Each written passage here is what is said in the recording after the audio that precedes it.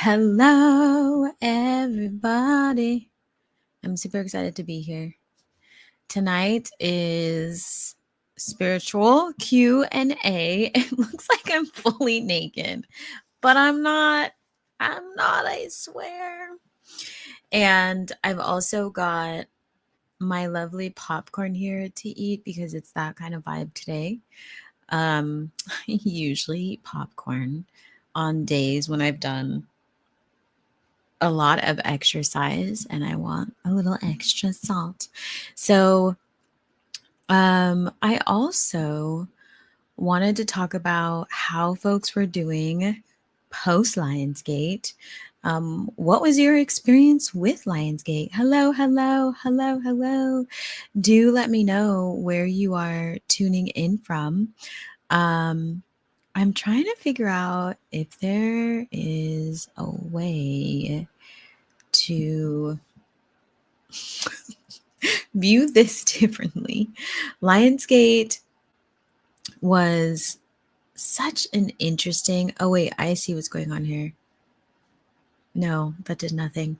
Lionsgate was such an interesting portal, I feel like, this year, because not only did we have some planets in retrograde, we've been experiencing a lot of energy in the world in general. Um, that has been a little bit chaotic. And so I was noticing for folks that if you did your spiritual prep before Lionsgate, if you were, really leaning into um, your healing, your journeying to self, your manifestation work, this portal was very fruitful. And if you continue to plant seeds, it will continue to be a lot more fruitful over the next couple of months. And it just was was so interesting to observe alongside, political things happening in the world. And I do want to remind everybody that tomorrow we do have the mediumship class for Z School for the Gifted, which is what I'm going to be teaching.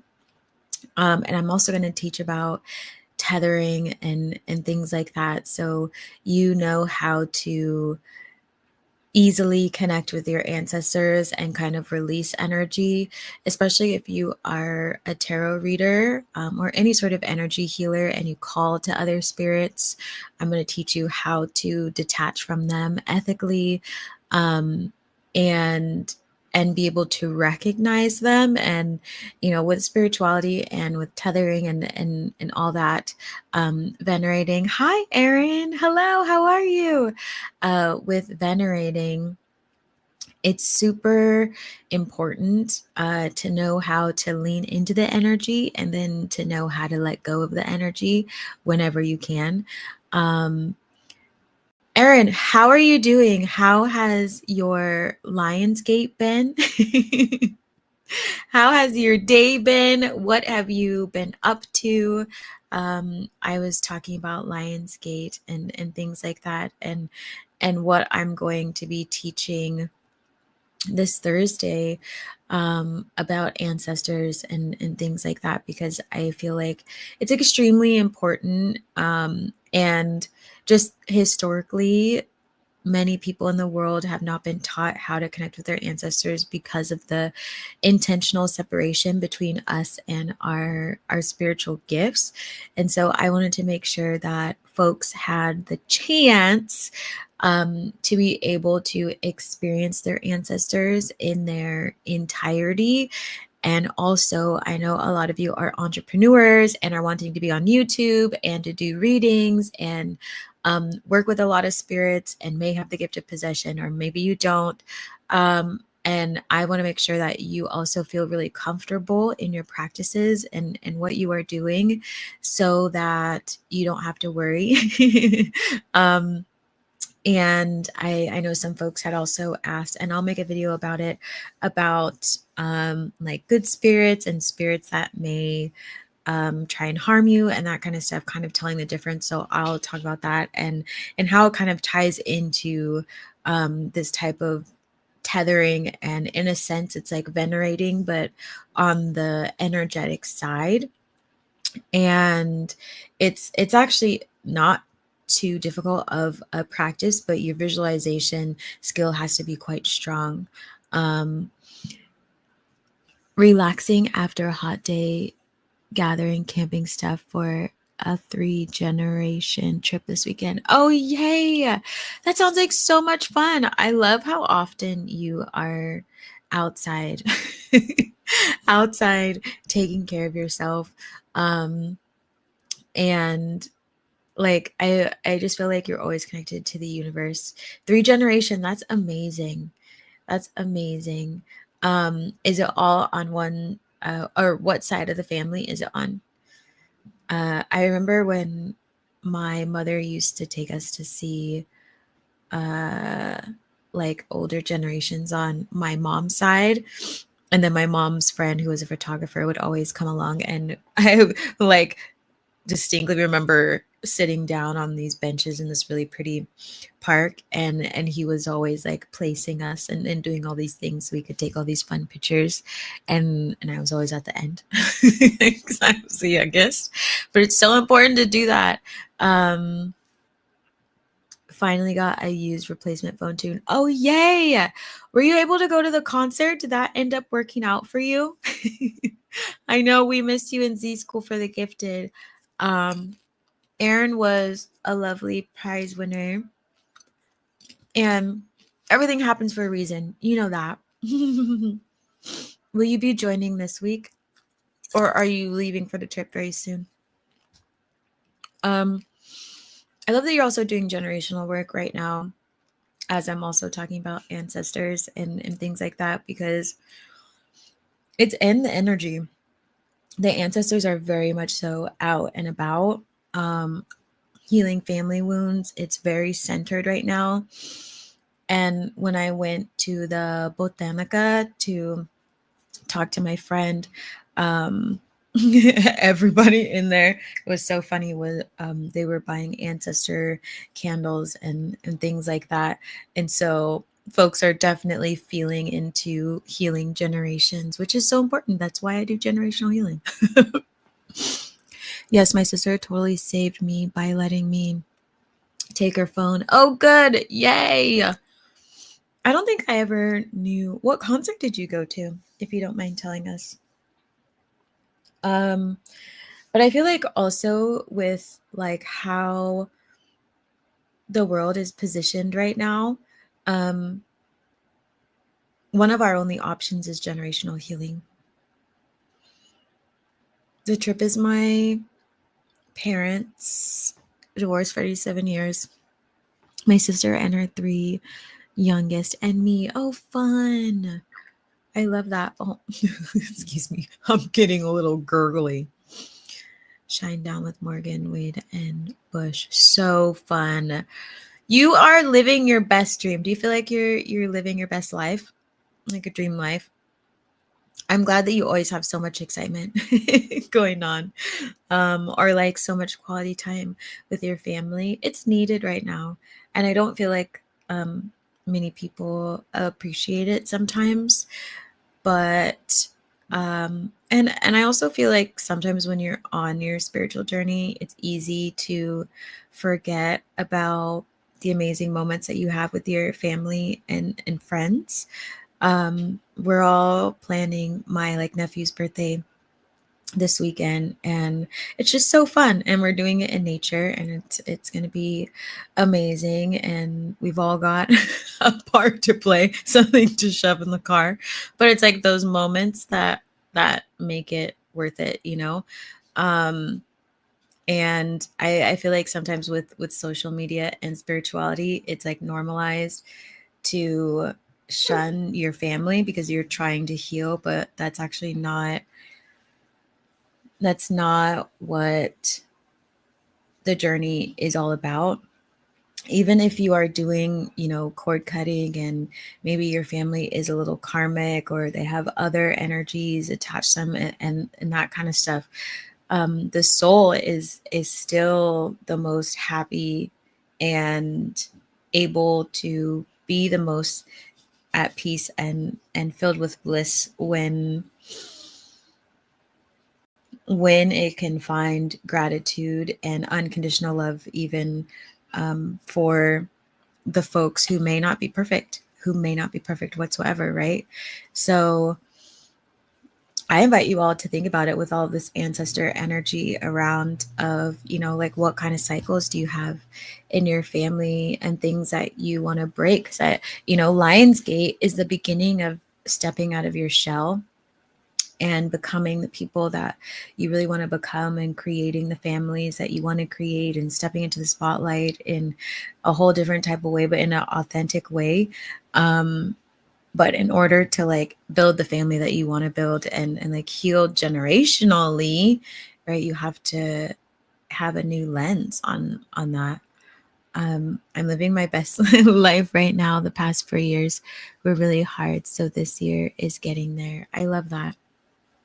A lot of people over the last like 4 to 5 years, I would say, because right now it's 2025. Yeah, maybe around like 2020, even like 20, I feel like from 2019 up until here, this point was a really big time frame of huge shifts in folks' lives. Like there's a lot of people that I've been helping out who around like between 2019 and 2021 went through huge life changes like divorce or moving away, or like something happened that year that really shifted them and got them to this very specific place where it's like very clear that they were beginning their spiritual journey and their generational healing, and then are coming now to a point where their spiritual gifts are like strong enough for them to be able to manifest the life that they're desiring, but they had to go through all of these like trials and tribulations. That's so true. We need to work through the family traumas, yeah, and celebrate it. And even if it is difficult, it's like, you have the luxury of having enough self-awareness within your practices because of meditation and all those things that you do, that now you can have a lens of almost like, well, you're kind of biased, but like in general, but having this lens of like, I'm gonna do it for not just myself, but for my family, and really become the person that I wanted in my life. But in order for me to do that, or in order for anybody to do that, you have to go on your spiritual journey. Like there is no way around like trying to do your generational healing and not looking at your body, mind, and spirit. Like they're always interconnected. 2018, I lost the house I lived in for 11 years, and it feels like I've lived many lives since then. I exactly feel the same. I you know how sometimes Facebook shows you like old memories of who you were, and it was like on this day, like so many years ago. And I was like, who the hell is that? It's like, I don't know who that is. Is that my fate? Like, I was just like, oh my goodness, I was so different back then. But yeah, like for you and for myself, and in 20, yeah, I was like in the depths of my marriage, and then going through a divorce, and then leaving, um and then moving, and then discovering myself and getting into another relationship, and then that tanking. But like, it was very divinely orchestrated. So it was like in one house, and then they wanted to sell the house, so then they kicked us out because we're renters, and then like had to move all the way to like Woodland Hill. Like it was like all these things where it was just one thing after another, after another, after another. And then it was like I had to let go of my job, and then like after I had to let go of my job, my partner, like at the time, their business went under, and then I was like, shit. It was like all these like soul lessons and growth that had to happen in order for all of us to kind of like get to this point, with like, this like dragon energy and Lionsgate. Yeah, 2019 and 2020. Same for you. Hi, Nia. And been heavily on this ride since. Yeah. What, Nia, you're welcome to share if you want, like what you've been through since then. Because it's like, it's so important to share it. You don't have to share your exact story, but it's so important to talk about it because, it's just further confirmation that astrology and just energy in general, like it's very predictable. And so it's important that you also learn to go with the flow and realize that everything is divinely orchestrated.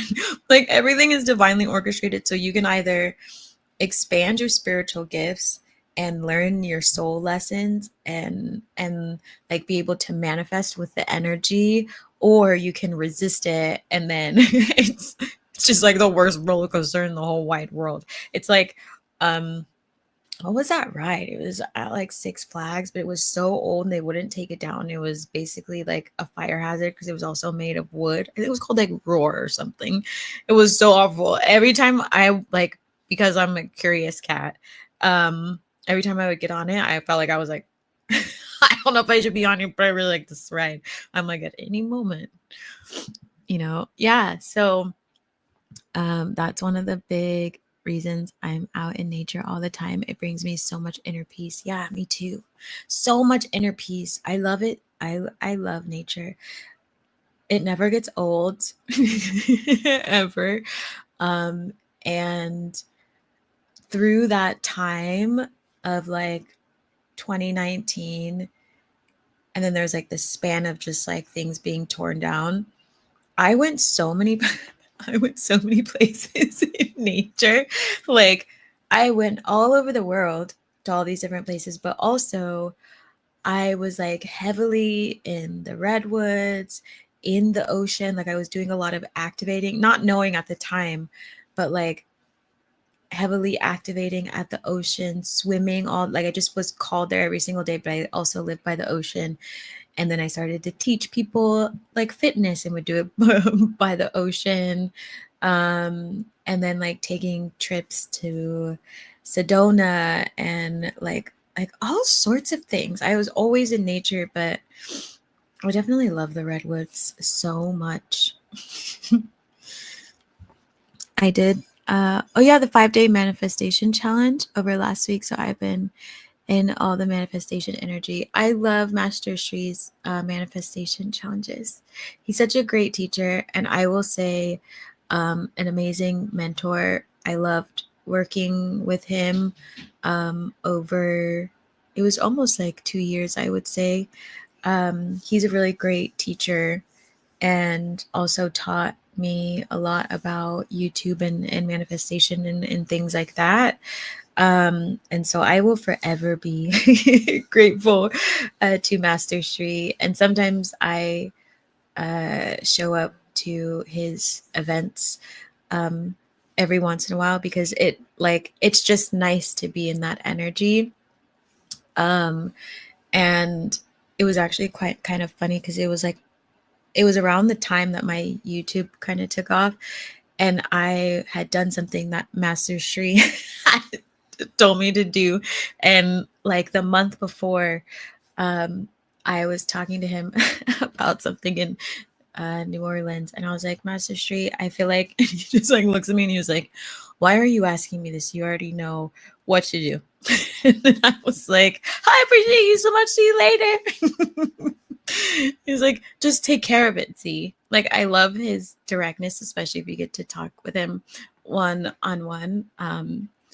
But like after that, I like did exactly what he told me to do. And then later my YouTube uh, took off. And then I was in one of his calls, and then someone was like, oh my God, I listened to your YouTube. And I was like, oh, hi. It was so funny. He does amazing work. There's Yeah, and MM in LA at the end of September, and I'll be there. Amazing. Amazing. I'm so happy you'll be there.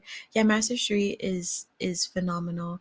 I highly recommend you also see him when he's in Dubai. Highly recommend it. Nia, oh, Ghosted by the Sky, I really liked and thought was a soul connection. We're good now, but it inspired me to go inward and do the healing work. Started to see every single angel number back to back after. Yeah, it's like a lot of that hardship and pain through those like years was quite awakening for many people. Like we all had to do it in order to get to where we are, as I mentioned. And it did have to do a lot with love. It's like these sequences that you can just like see after a while. Like the universe is very repetitive. Very repetitive. um but it's like these long spiritual journeys and then this growth, and then like you have to go on these deep love healing journeys and self-love and spirituality, and then you get tested in all these different ways, if depending on what you're manifesting, before it shows up for you. And then, you know, if there's like an even bigger like it's just like these cycles of, you know, if you have a larger manifestation, then you're gonna get like slapped on your like you're gonna slap down to earth again, and then you go into another like hermit thing, and they gotta wring you out and make everything happen to you so you can begin to grow and make it out of this like hermit mode. And then your manifestation comes in, and then you're like, oh, I get it. Right? And then you're like, I'm ready for another one. It's very like step by step by step. Hi Dee, how are you? How are you? We're talking about the span of from like 2018 until maybe about now. But for maybe like 4 or 5 years, people going through like heavy evolutions, and just how important it is to follow also astrology. And you know, if you've been doing your manifestation and your like deep healing work, it's going to be very impossible to not like receive your manifestations. But you have to like really let go of time and take big risk. That's the whole thing about the universe. I feel like slows a lot of people down is the bigger the risk, the bigger the reward. The bigger the manifestation.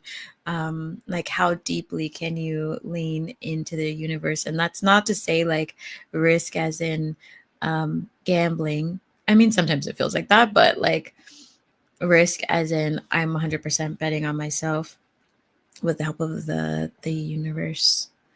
I will say I was the problem, which is why I was so open to do the work. I think that's amazing. I love that you're sharing that. Things are being so transparent. Um, I mean, most of the time in our lives, everybody has a part to play. Everybody has a part to play. None of us are like fully innocent in some cases, especially when it comes to, you know, relationships and stuff like that. Like you, like just like everything else, you can manifest the outcome that you're not wanting.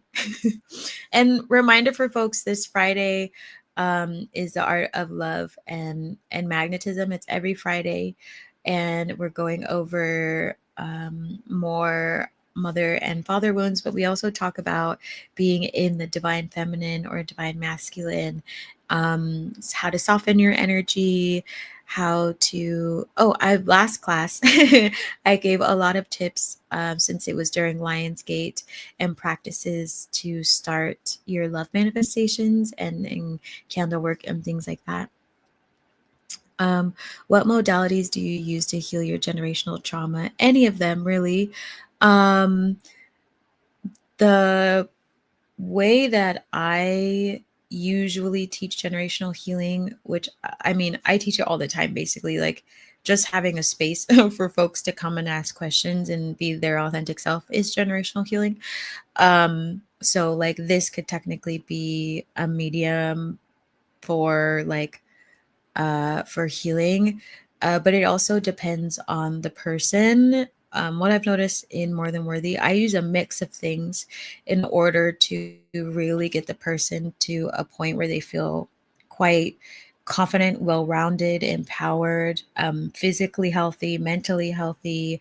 Like if they're choosing to come off any medications and stuff like that, giving them the tools to like recondition their body. So one of the things that I use is cognitive reframing quite a bit. I don't always explain it like that, but that's what I do over the 6 months.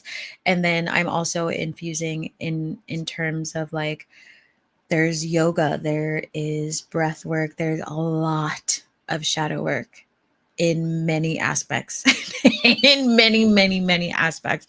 And even just having a coach or someone that you can talk to, right? That avenue of speaking and articulation and being with a guide. And also, you know, we do like meditations and things like that, but generational healing is best when you can have a place where you can almost be isolated in a way, right? So in More Than Worthy, like I journey with them for 6 months, but you know, there's an expectation of them standing a little bit further away from certain friends or family members that would have caused them the harm, because you can't see what type of trauma you have in your body unless you remove all of the distractions. And it doesn't mean you have to like stay in a different house than your husband or your partner or like family or things like that. If you can, if you like, it's totally up to you. Be great.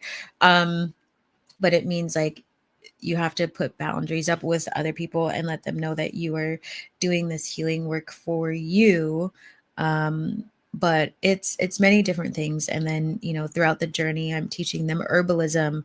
I'm helping them open their spiritual gifts, so that they can also work with their ancestors. I'm also teaching them how to like I'm aside from, you know, cognitive reframing, we're also going over emotional intelligence because I'm trained in that. Crucial conversations, also trained in that.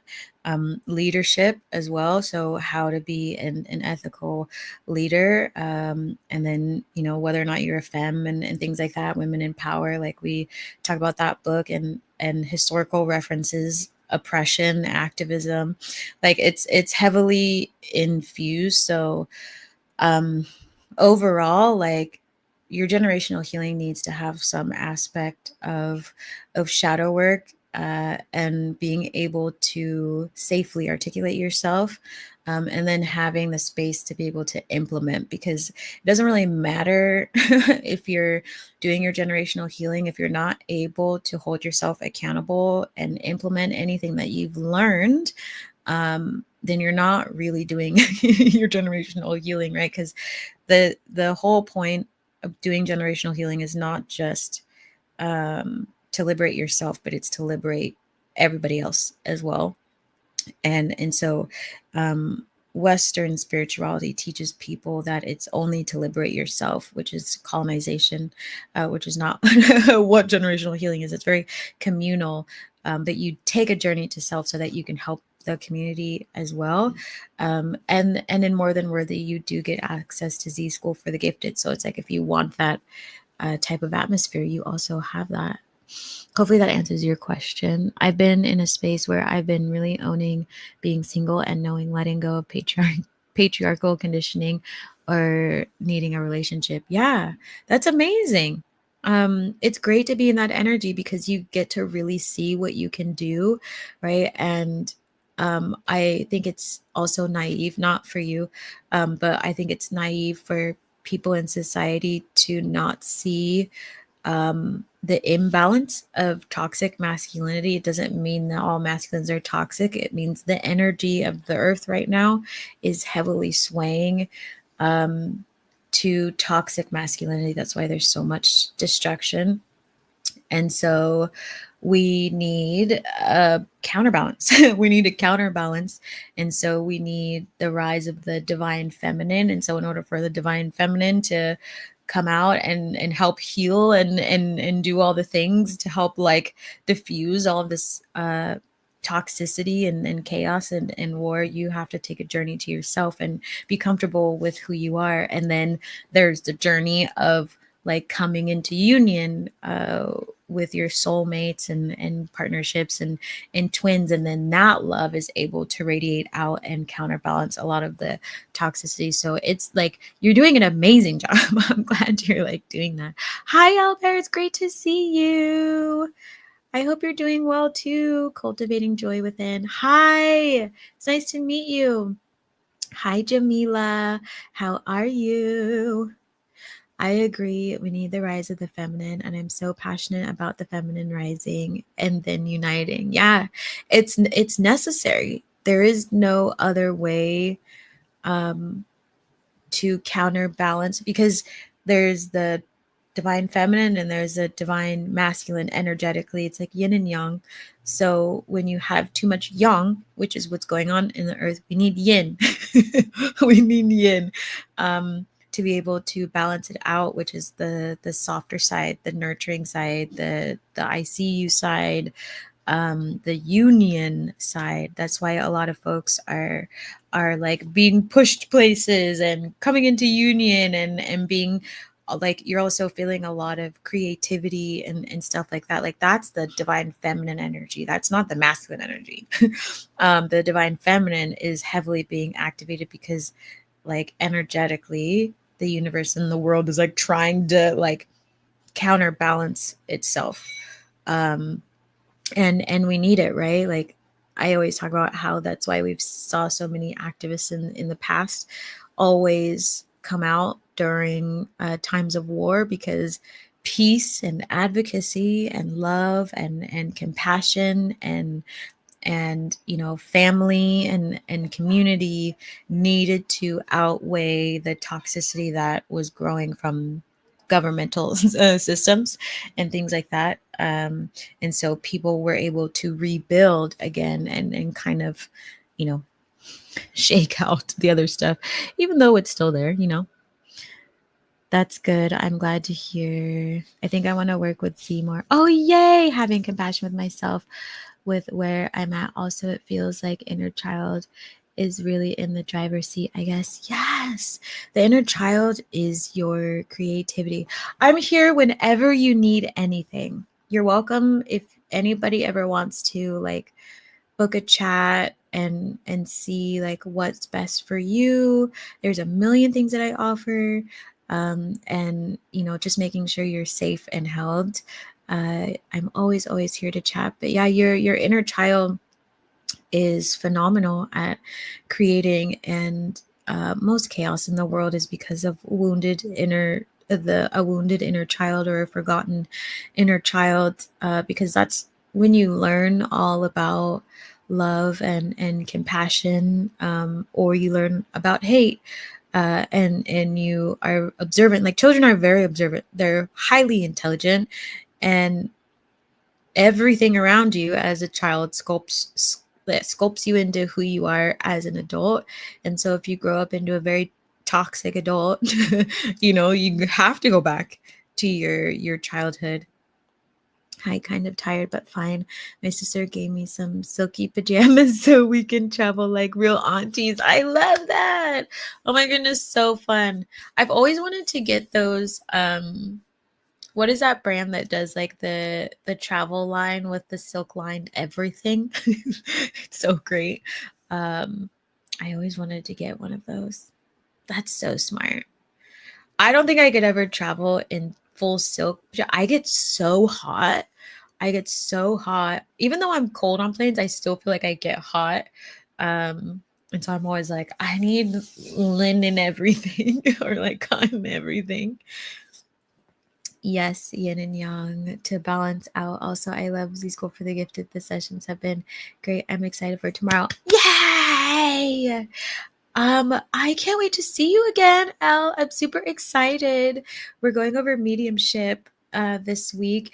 And I don't know if anybody heard, and I'll drop the link, but I put together like a Google Calendar so you can see all the lives that I'm doing throughout the month.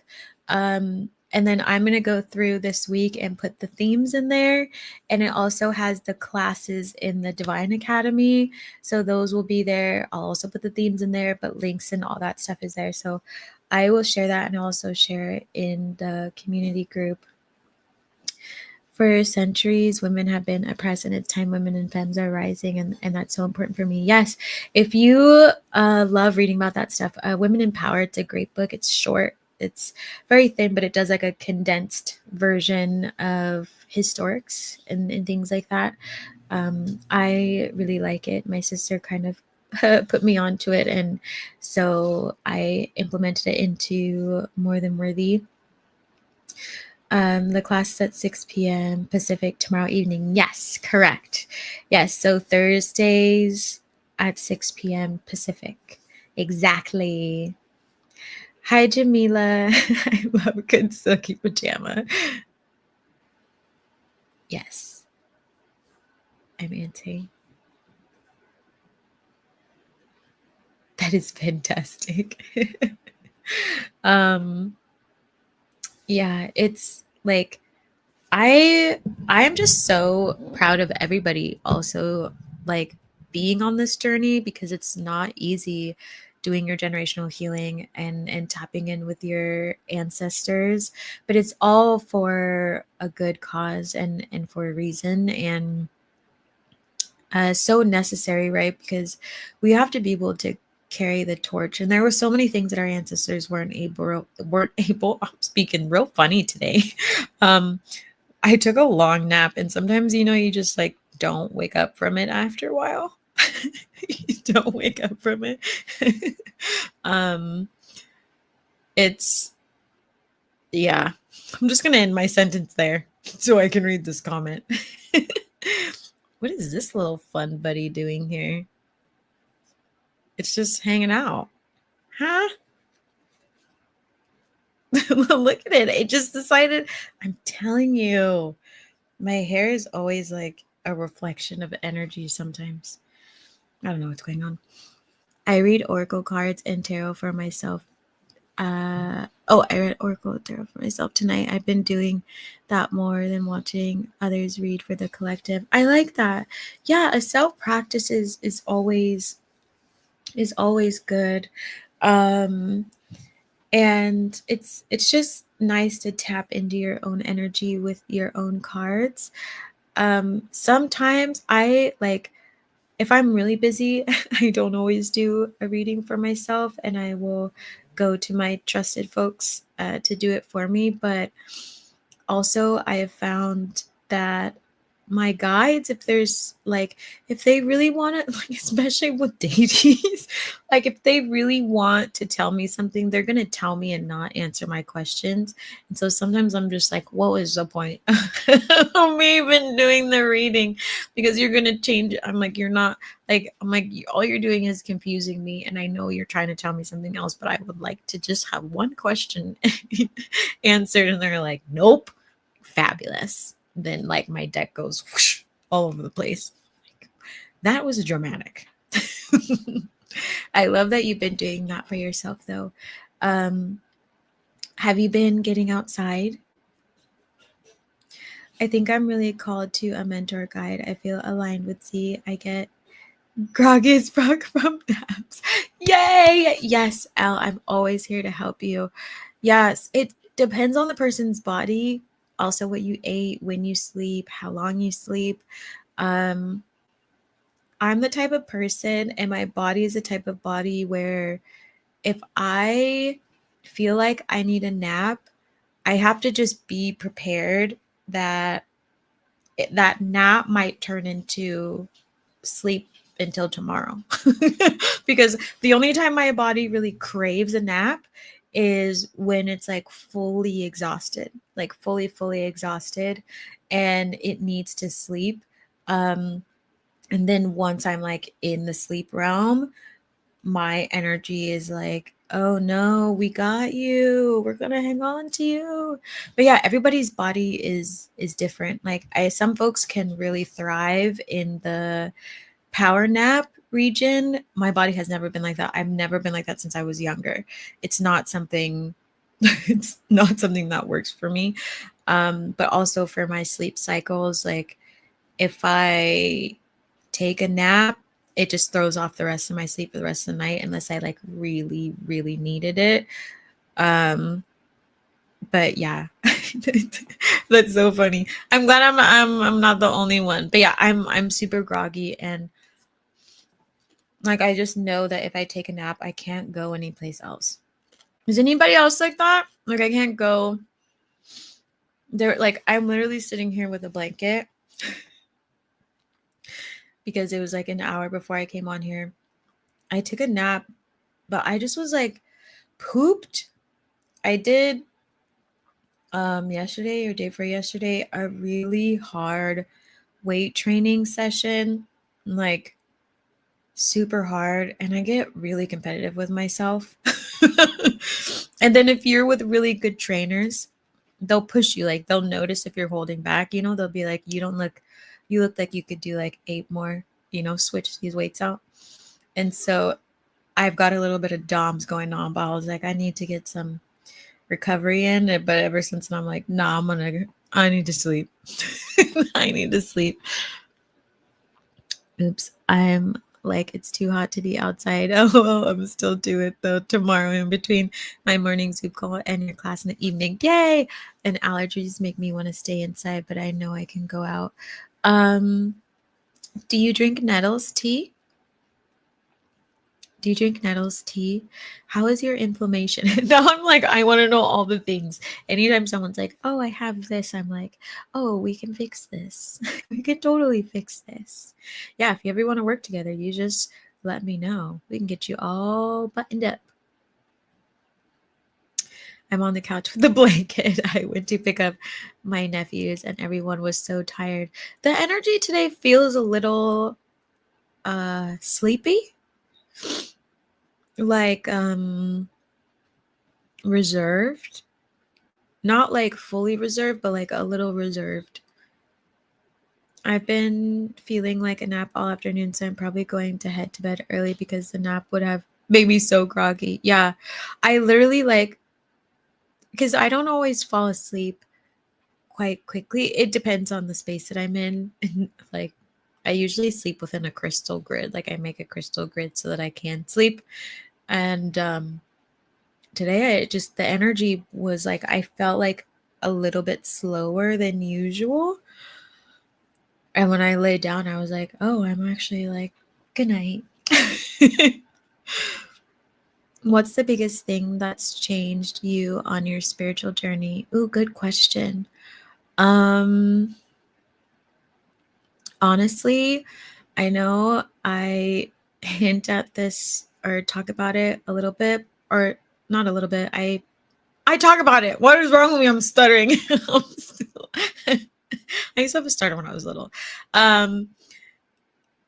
Honestly, going through a siphoning on more than one occasion helped me a lot because I felt like I was not allowing myself to be as energetically powerful as I needed to be. And I wasn't claiming my gifts and my destiny as a teacher as much as I needed to, because there was a part of me um that was not trusting of myself. And it took one awful siphoning. The other one wasn't so bad, but awful. Like awful siphonings to wake up, like, and almost being to the edge of my own life to wake up and realize that, like, one, my energy is quite strong and that I needed to honor that and protect it, and that what was happening was real. And two, that I needed to also help people and help myself. But like I was like, I can't help people unless I help myself. I know that sounds really simple, but like going through that much siphoning and literally being so redirected by spirit and energies and like ancestors. It was like things I have never seen before that you would see in a movie happen. um, that really, really changed my life, because I was like, I'm never ever going to question my gifts again, and what could happen, because I've seen weird shit happen. And so I need to like make sure that I can reach my arms out to people and be like, you're not crazy. But it helped me a lot. It helped me learn a lot about candle work and spiritual siphoning and the power of God and the ancestors and what lurks in the shadows, and not being afraid of possession. And my ancestors actually helped me activate my possession gifts by doing an African dance, which I can't remember the name of it, and also kind of implementing it, where you roll your eyes back, like in voodoo. And so I did that for like, I did what they told me and did the dances and all these things. And then it was like, I was a whole different person after that. So, but that also happened while I was with someone who was siphoning my energy. And then it was like, I called in divine intervention, and like, I didn't know I had those gifts to be able to do that either, and save my own life. Literally, it was unfortunate how it happened, because um, someone almost took our car out, but it was necessary.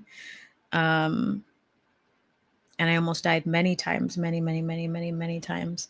So I feel like, as weird as that sounds, like being at the edge of almost dying and then coming back on multiple occasions made me believe like nobody's business, like nobody's business. And just that, like, there are miracles and there are angels, and it is so strong. Like, and also just, I'm so careful about what I say because of what I've seen. Like, even people who joke about um their spiritual gifts, or like being condescending to themselves, or joke about death and all these things, like, I never do that. I never do that, because I've seen what happens if I say different things. Like, and so I'm like, my spiritual journey just woke me the fuck up in a whole different kind of way. And, you know, having my first possession in New Orleans, which I don't recommend for anybody, also woke me up. But also happened during, I like to call it the siphoning. The siphoning. I needed it. I needed that gift of possession in order to get them off of my energy, because it was a really old old tie. And the things that they did, they were just, it was so dark. It was so dark, but it also taught me how to see dark energies in other people. But I learned to also have compassion for them. Like, it was never like, oh, I hated them. It just was like, holy shit. Like, you have a lot stuck in you. And then I could see it, and then I could feel it, and I can, like, it was attaching to me, and it was changing my body. And like, it just was like this like introduction to what is possible in the world that you can't see. And so I'd like to just say the siphoning is the biggest thing. That was a long-winded answer, but that's basically what I feel. Yes, competitive with myself. Maybe I'll buy some nettle tea. I think inflammation has been an issue. Yeah, allergies are inflammation. Which session would you suggest booking for us to discuss? Which like program or whatever would be best for me? Yeah. So you can book. Sorry, I know I'm a little behind, but let me. Um, oops. Let me open up the link really quickly, and I can drop it into the chat so that you have it. Oh, it's right here. Look at that. Use your intuition to find it. So this one, you can book a chat, and then we can chat about what service would be great for you and dive in a little bit deeper. I know you, like, I'm glad you've been coming to Z School for the Gifted, so I can already pick up on your energy and see how you navigate. So yeah, very sleepy. It was rainy today. Yeah, it's sleepy energy.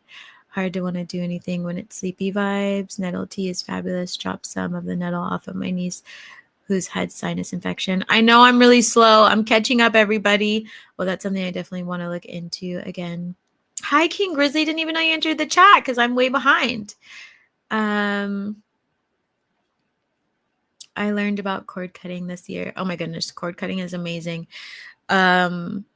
And when you know how to master cord cutting in the energetic realm, when you do your physical cord cutting, like with your candle work or your burning ceremony, it's like out of this fucking world.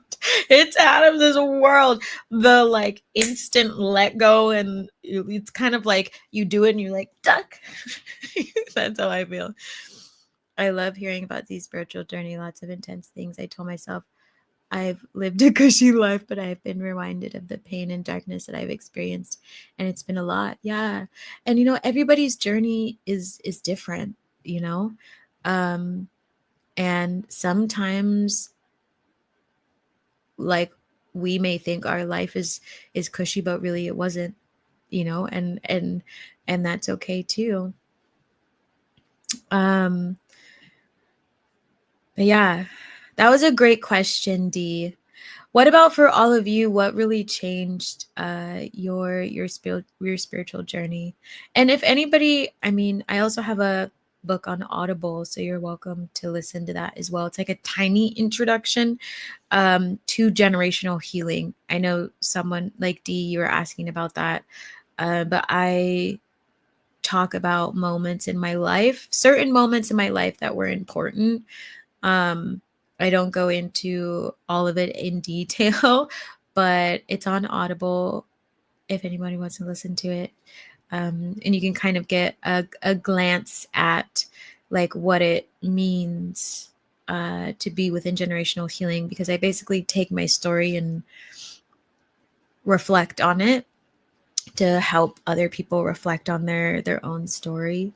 And then there's like an affirmation at the end that kind of goes along with the lesson of that chapter. And so it goes from when I was younger until like maybe 3 or 4 years ago. Like a lot has happened since I wrote that book. Or a couple years ago. No, 3 or 4 years ago, but I wrote the book 2 years ago. I don't remember. Thank you. I'm booking it now. Yay! There's a lot of emotions right now. Hope your day is going well at King Grizzly. Yeah, what has really changed for all of you on your spiritual journey? Like moments of big shifts. I definitely will. I feel like everything has been important, but the siphoning was definitely like I claimed a part of my lineage that I didn't even know existed. And, my family had always talked about how a lot of them were scared because they knew basically what our family could do, but nobody was, you could say, stepping up to the plate to take on those gifts. And so I didn't really have a choice. I didn't really have a choice. I probably would have chosen it anyways, but I just was tossed in. And the more I let go, I learned a lot. And, and not everybody, I don't recommend everybody doing it that way, because I do feel like if I had different types of what we would traditionally call like mental illnesses and things like that, I don't know if I would have come back from everything that I had seen and experienced.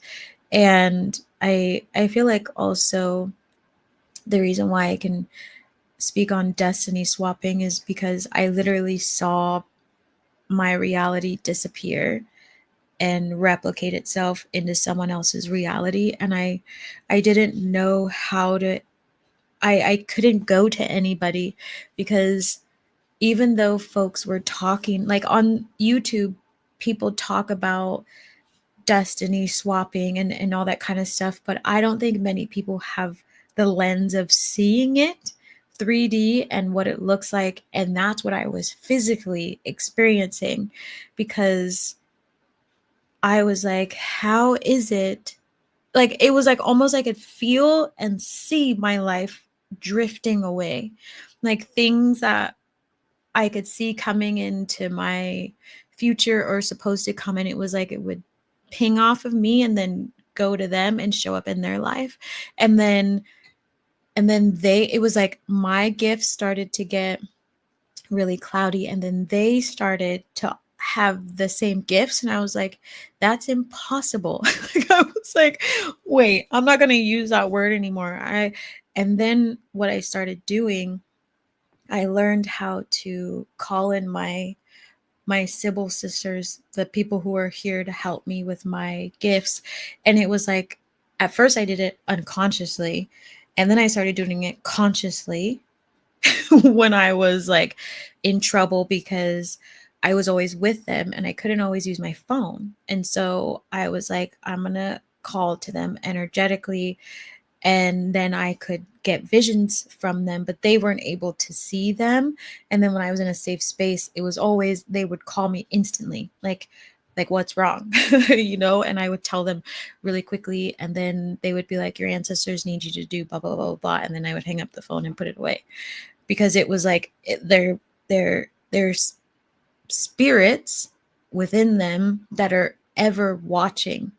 Like it's almost like it would very easily put someone into a paranoia, but that's how energy works, because it's not just like, oh, the physical person is there, like that's where the spirit is. It's no, it's not. It's like, it's what they touch. It's if you have anything connected through social, any avenue that the energy can flow through, that energy can get to you. And so it just was like a very like rough rough time to watch and to see things be stolen away, not just energetically, but then physically. Then physical things started to get stolen from me. And then I just like submerged myself energetically into the shadows with my ancestors, and I called on archangels and I was like, help me. Like, help me get out of this. And they just like helped opening my gifts deeper and deeper and deeper. And then it was so strong that every day they would be like, stand here, or like move here, like don't say anything, just listen to them, or like look down here. It was so like detailed so that I could get out of there and protect myself. And then, you know, they just led me to all the things, all the things that were being hidden from me, that were being stolen, identity things, fraud, like all sorts of shit, all sorts of. And because I was like, in order for me to also get this person off of me, I was like, I need you to reveal to me the physical evidence. I need physical evidence in case I need to do anything else. And it just was like, the ancestors would be like, reach over here, grab this, look under here, go over here. They'll be like, they're leaving in 5 minutes, and then they would leave in 5 minutes, and then I would like go do whatever I needed to do, and I would come back. And then like it was very like timed in order to get me out of there. So like the siphoning taught me a lot about how to communicate, and then like also rip my gifts back, and like rip my power back, and detach from their energy and all that, and like shatter contracts, and like literally venerate spirits who were past. Like I had to venerate thousands of ancestors, venerate them to get them to help me. And they would tell me what land to go to and how to protect myself. And all sorts of stuff. Like it was literally like I learned everything I learned because of having to defend myself, defend myself. And yeah, and Ordisha's coming, and like learning about, the other person's like jealousy and all that stuff, and how it manifests over time, and being able to recognize it in their physical body and what diseases people end up getting, because I watched them get other diseases and stuff like that too. And what not to do, and what to do, and how to protect other people, because it was like they were cloning. It was disgusting. It was the most disgusting and spiteful thing. And I should have listened to them, like, say, like, they would say, I feel like I'm evil. But I was naive. I was naive. Not that their human self is evil, but what they had in them was not good. Um, and so, yeah, it's just you go and you, it's a very, I mean, I met every fucking ancestor I didn't even know existed, and deities and stuff. And it was almost like they would surround me by my shoulders and just talk. Like, it was like they and they still do that. Like, but they were so close that it was almost like anytime I sat down, they all sat around me, because they were like, no. No. And I also learned how to mark spirits, to tell the spiritual world that this person has bad karma, um, and that kind of stuff, because I needed to know how to do that. Um, I got your booking, Elle. Last year I started waking up. It felt really shitty for me right before I quit my job. Dark energy is really overwhelming. I was in a lot of pain physically too, which sucks. A few catalysts. Yeah. See, like, everybody goes through some sort of change. And, like, energy is real. It doesn't mean that, like, everything that we feel or sense in terms of dark energy is always sent to us, but it manifests in us in many ways, and sometimes it is sent to us. And I feel like not enough people are open to, like, sharing that kind of stuff. It sounds scary for that to happen. Z, I'm glad you're sharing it with us. That's so intense. Yeah, it was the most horrifying thing I think I've seen. Like, both siphonings had one thing in common, and it was, they wanted to take from me my opportunities. They were literally taking my opportunities, or they were ruining my opportunities. And then they also, in a way, wanted to take my life, which was weird. And it always tried to happen in a car accident. And both times they were also in the car, but they were like, it was in a way where they would have been okay. And it's wild what can happen in the spiritual realm, and in contracts, but also, like, certain things being necessary for growth, and whatever your destiny has. And it also gave me, like, a deep appreciation for the ancestors, and also people's mental health and things like that, because it was really hard going through all of that and not having anybody. I didn't have anybody to talk to, because I couldn't talk to them, and I was out traveling a lot, helping, like, feeding the houseless and population, and advocating, and doing all these things that I was trying to do good in the world. But then it was like my life force was being taken out of me, and I had big, opportunities come towards me, and they stood in the way, and I was like, this is not normal. And I'm so glad that there are places like New Orleans and all these folks who have stepped into their ancestral gifts as, like, bone readers and venerators, because they were the ones also that, when I really, like, called to them, and my Sybil family, they came and they didn't question me, and they could feel me. And just, like, really, like, when I was like, when I was like, I don't know if I'm gonna make it home. Like, I literally was, like, praying that I was gonna make it home, because I know when my spirit is, like, very close to not making it.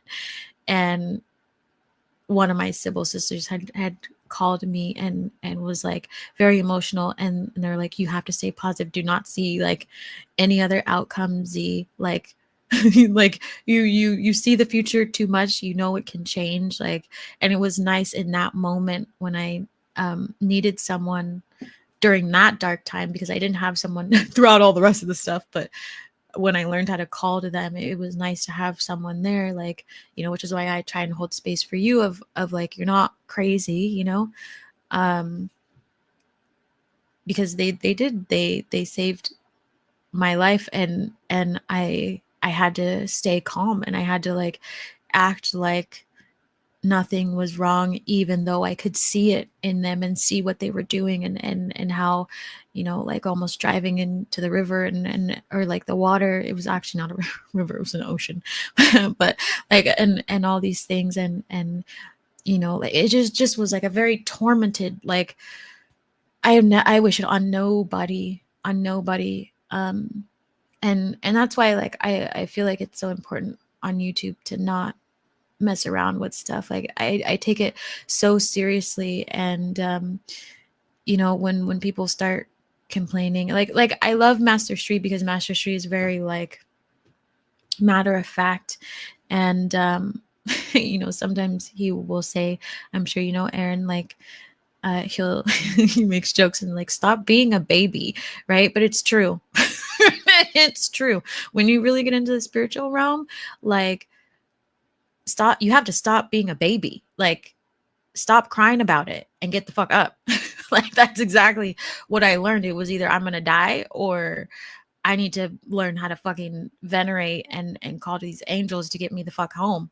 Or I'm not gonna make it, and I've got like $100 left, and I'm 3 days out. Like I'm 3 days out now. No, I need a serious miracle, right? So like it's wild. So know that you are always safe in this space. Destiny swapping having to me too. Yeah, it fucking sucks. I've been sleeping a lot. And oh, do you like storms? For King Grizzly, Destiny swapping sounds like another trippy thing. That's just like awakening in general. Yeah, it is. I also feel like awakening for each person is very different, like even culturally, and like your ancestors, right? Because like for some people, you awaken and it can be really difficult, and you go through all this hardship, and then it's like, there's someone like me. I go through all the hardship, but I awaken differently, and then they awaken me by putting spirits in me. And they're like, deal with it. And I'm like, what the fuck is this? Totally just clicked on something my granny said to me. He will tell you, when I was talking care during hospice, I asked her who, what, and she just smiled, a knowing smile, and said that. Wow, that's wild. It's devastating. I don't respect anyone that does that to someone. Yeah, I mean, you know what I'm like. So the thing is with me, like, you can't hold, like, sometimes it's not the physical person, and sometimes it is, but like having that forgiveness, you know what I mean, is so, it's necessary. But I totally get that, like not respecting someone. Yeah, there were a lot of parts of me that were like, oh no, honey, I don't respect you whatsoever. But I also remembered them saying that they felt like there was something wrong with them. And, them having that awareness, and them saying that, like, I did respect that part of them like breaking down, because it was like a full ass struggle for them.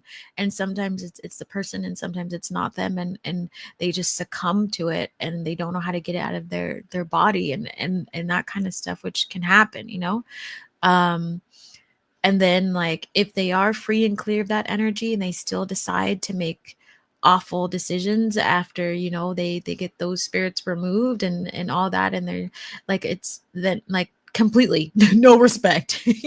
Completely continued. I'd find out. Yeah, definitely not lying. Thanks for bagging me up, Kevin. um I'm glad you did the same thing. See, we have a lot in common, Kevin. Anyway, I felt a more masculine ancestor lately. Ooh, fun. A lot of people don't always pick up on their masculine ancestors, but they're always around. They're around a ton, more than people think. Like, I feel like when people talk about ancestors, sometimes they're just thinking like it's the feminine ones. Like, nah, bro, you got all these masculines and, and all sorts of ancestors and leaders and, folks. Wow, so intense. Yeah, it was intense. I've never really told the full story, but I definitely want to write it because, um, you know, even watching things like Sinners, I'm like, people don't even know that, like, when you really get into spirituality and you really get into like ancestors and all that, not saying it's dark and evil, but it's like there's many things that we experience that are real that people just only think happen in Hollywood, but that's because well, not pertaining to Sinners, but like other movies that they've just appropriated things. But the rest of us are actually living those things, are living those things, and we should tell our stories more, um, right? Keep it in the family. They will use your energy to cloak themselves too. Yeah, they definitely do that, because our energy is the strongest. And in the very beginning, I don't think they realized, and I didn't quite realize how strong my connection to the spiritual realm was and to God in general. And even when I told them, I was like, yeah, I hear God every day. Like sometimes they would be like, you literally hear the voice of God and you can't even tell me like blah blah blah. And I was like, that's not what God's voice is for.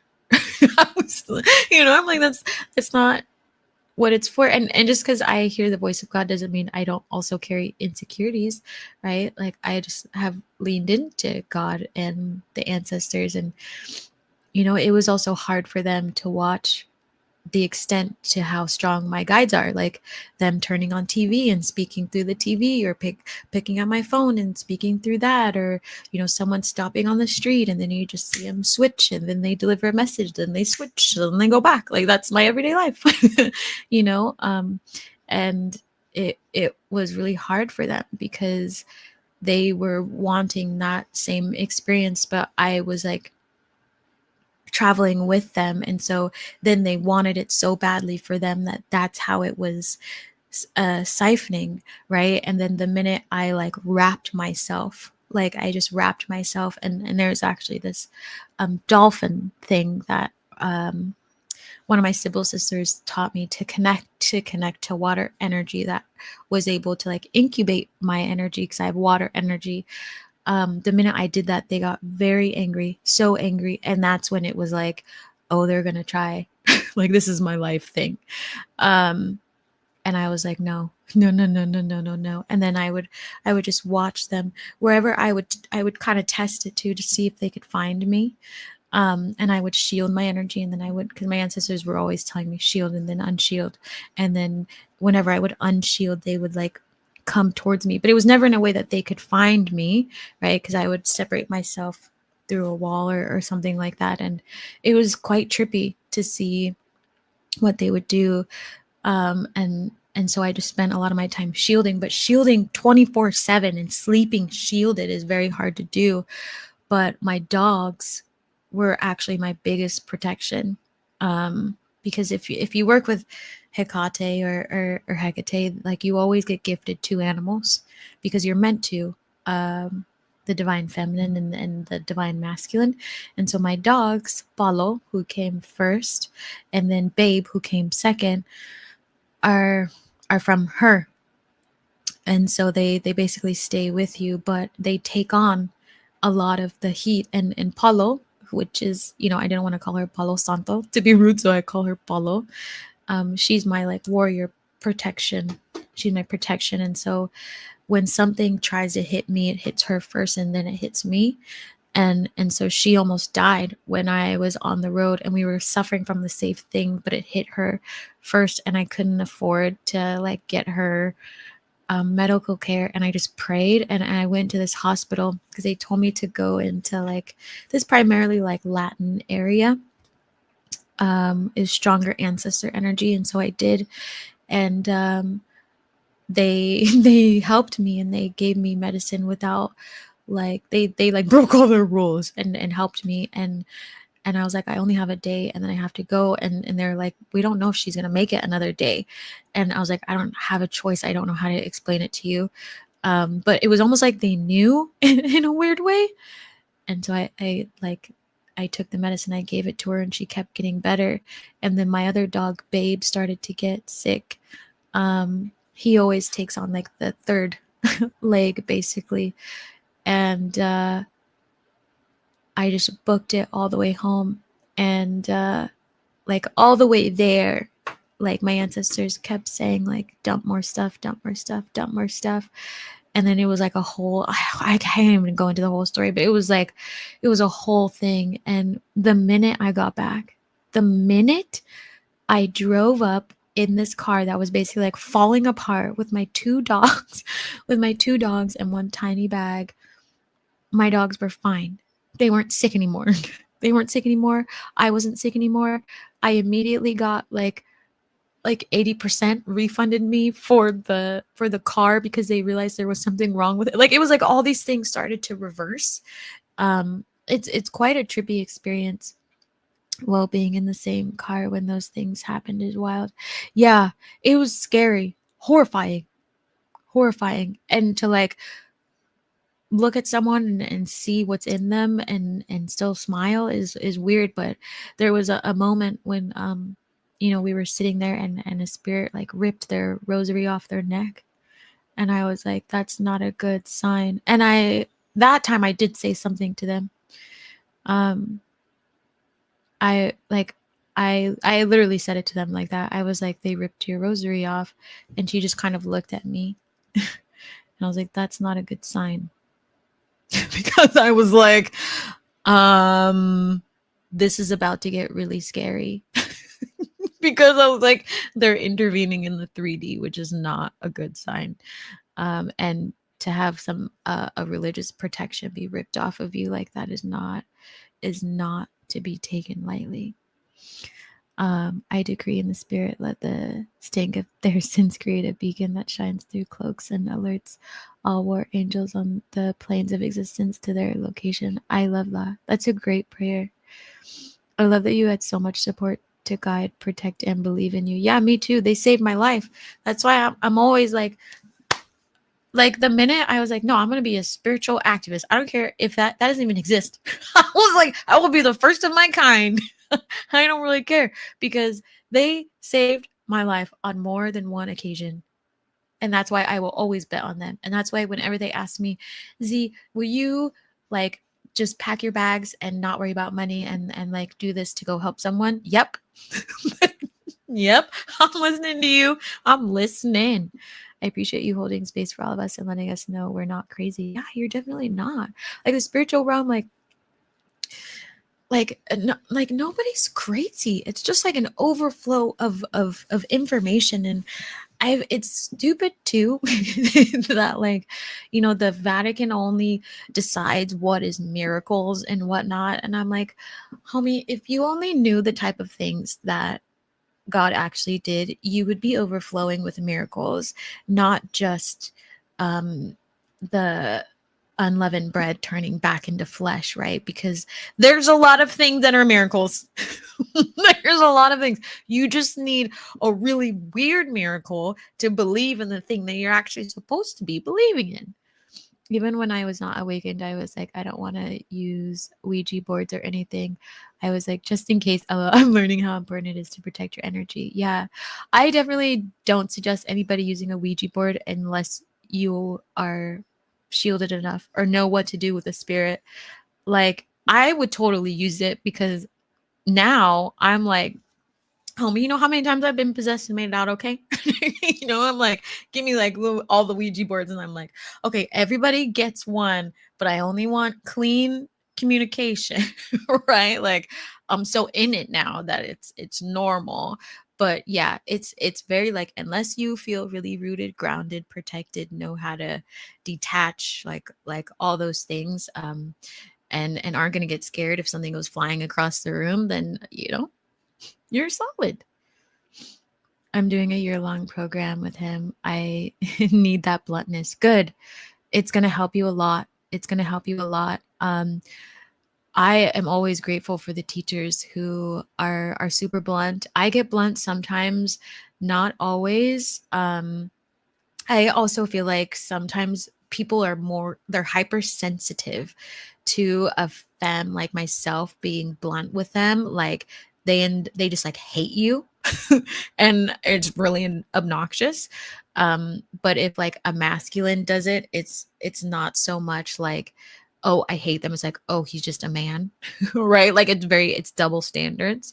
But I loved everything that he taught, and I'm so glad that you have access to Master Shri, because on the spiritual side and manifestations, it's really great. I like he does more of like the Himalayan kind of practices, and it always depends on what you are wanting to do, but he's just a great resource in general.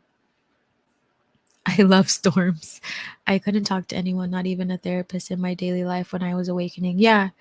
And I totally get that, because I also feel like sometimes therapists don't fully understand what you're going through.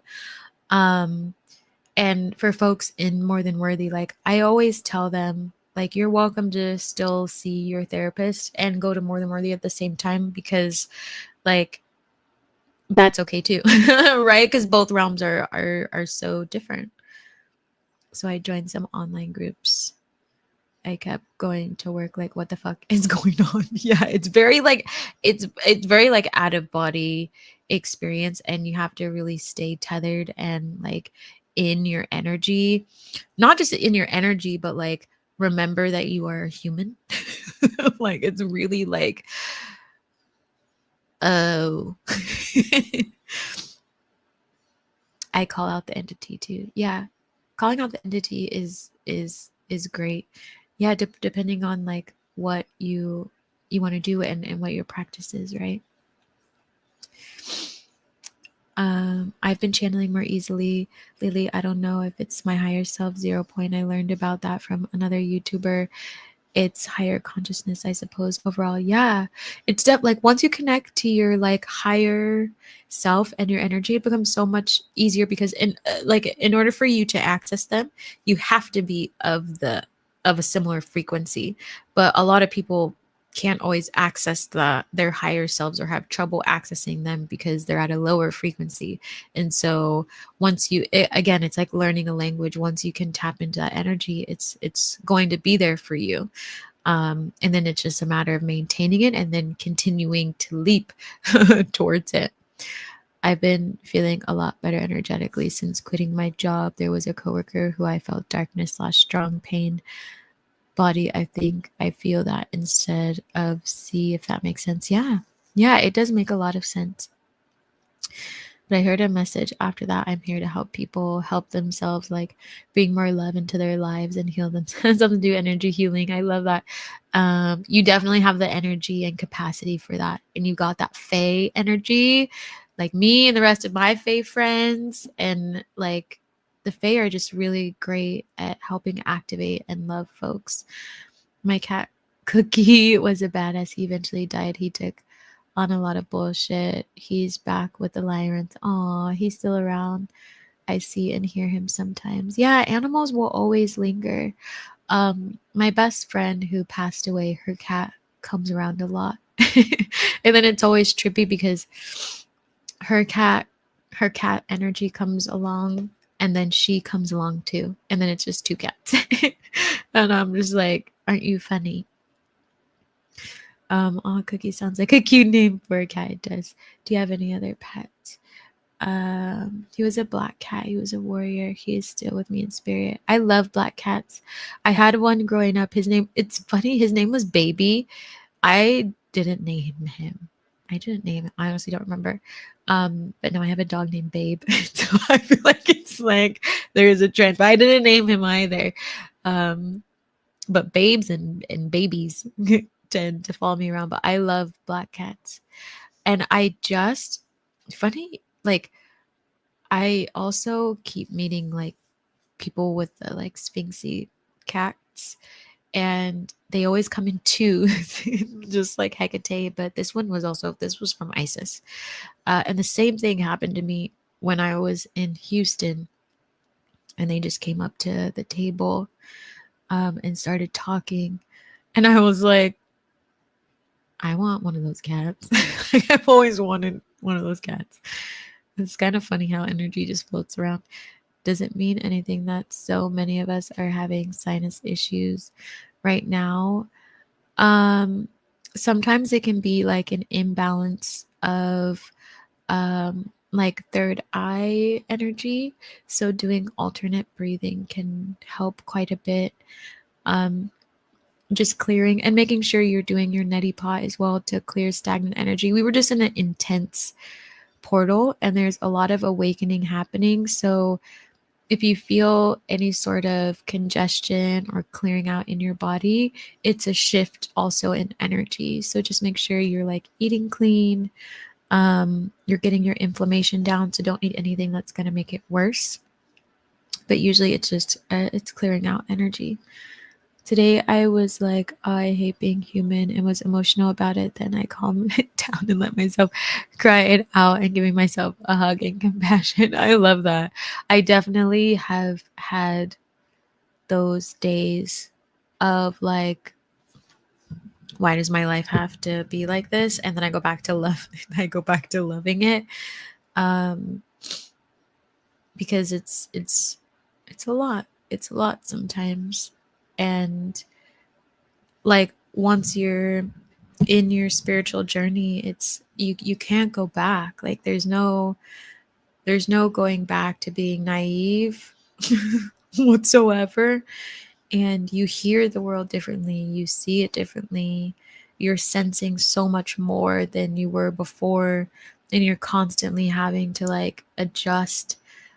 um and that's why like being in your spiritual practices are just so important to help keep you grounded and getting rest and um, being patient with yourself, because awakening is quite jarring, and not everybody takes the journey.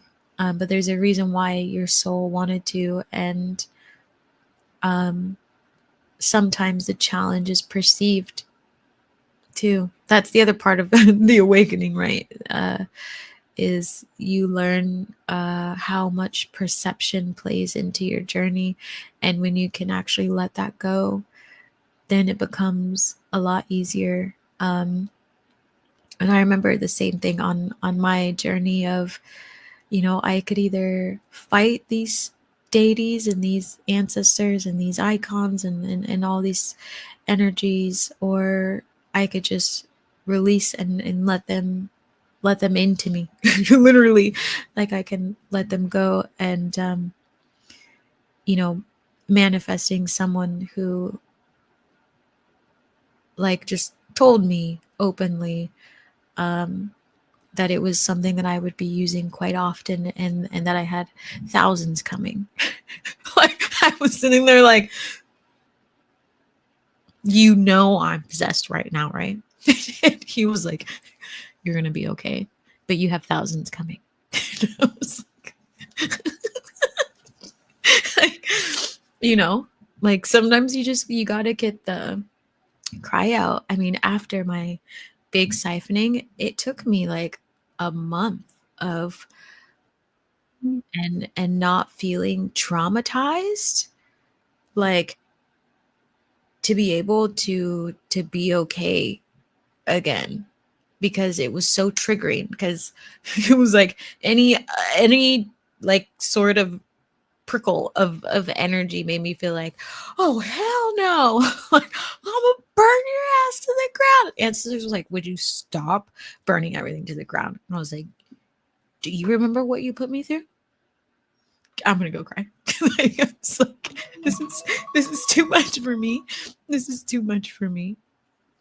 But you just you go through it. Like we have physical bodies, and um it gets easier. Like, and then you realize it's just the body cleansing. It's just like sometimes I will wake up, and if I did like, I'm very intentional about healing, like many of you. Like, if you do like a really big healing, before you go to bed, expect to wake up crying, right? And then you're like, okay, I cried it out, now I'm better, right? You can keep going, but it's you have to be able to hold space for that so that it can leave you, and you can call in better energy. It was easier to tap into your higher self the more you do the shadow work and heal past trauma. Yeah, absolutely. I think I've been connected with Isis, Hecate, and Lilith. Yeah, and didn't realize, but I see symbols and signs that I learned relate to them. And Mother Mary. Yeah. Yeah, they all kind of come around the same time when you're ready to like be awakened. Um, Isis is sometimes the one that shows first, because they have a very gentle energy and will kind of linger with you. um, Hecate will always be there, but not always reveal themselves. But they'll lure you out into nature, and they will test you quite hard. Like Hecate is very like, I'm gonna teach you something, then I'm gonna see if you learn. If you don't learn it, I'm gonna like teach you again and make you learn it. Like they have a very like strict energy, and Lilith is just fun. Like Lilith has this fun energy, but also empowered energy of like, you feel like a badass. You feel like a badass. And of course, Mother Mary is just this unconditional, loving energy. And when you feel them, like you sometimes you can't even stop crying. I can't. Between like Mother Mary and Santa Muerte, it's like it's like just like I'm like, oh, you're here again. I've been doing shadow work for a long time, so it makes sense. Yeah. Shadow work is a lifelong thing.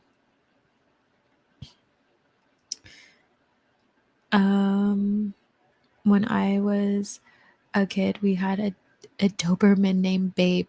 That's so funny. My mom literally was talking to me today for like a solid hour about her Doberman.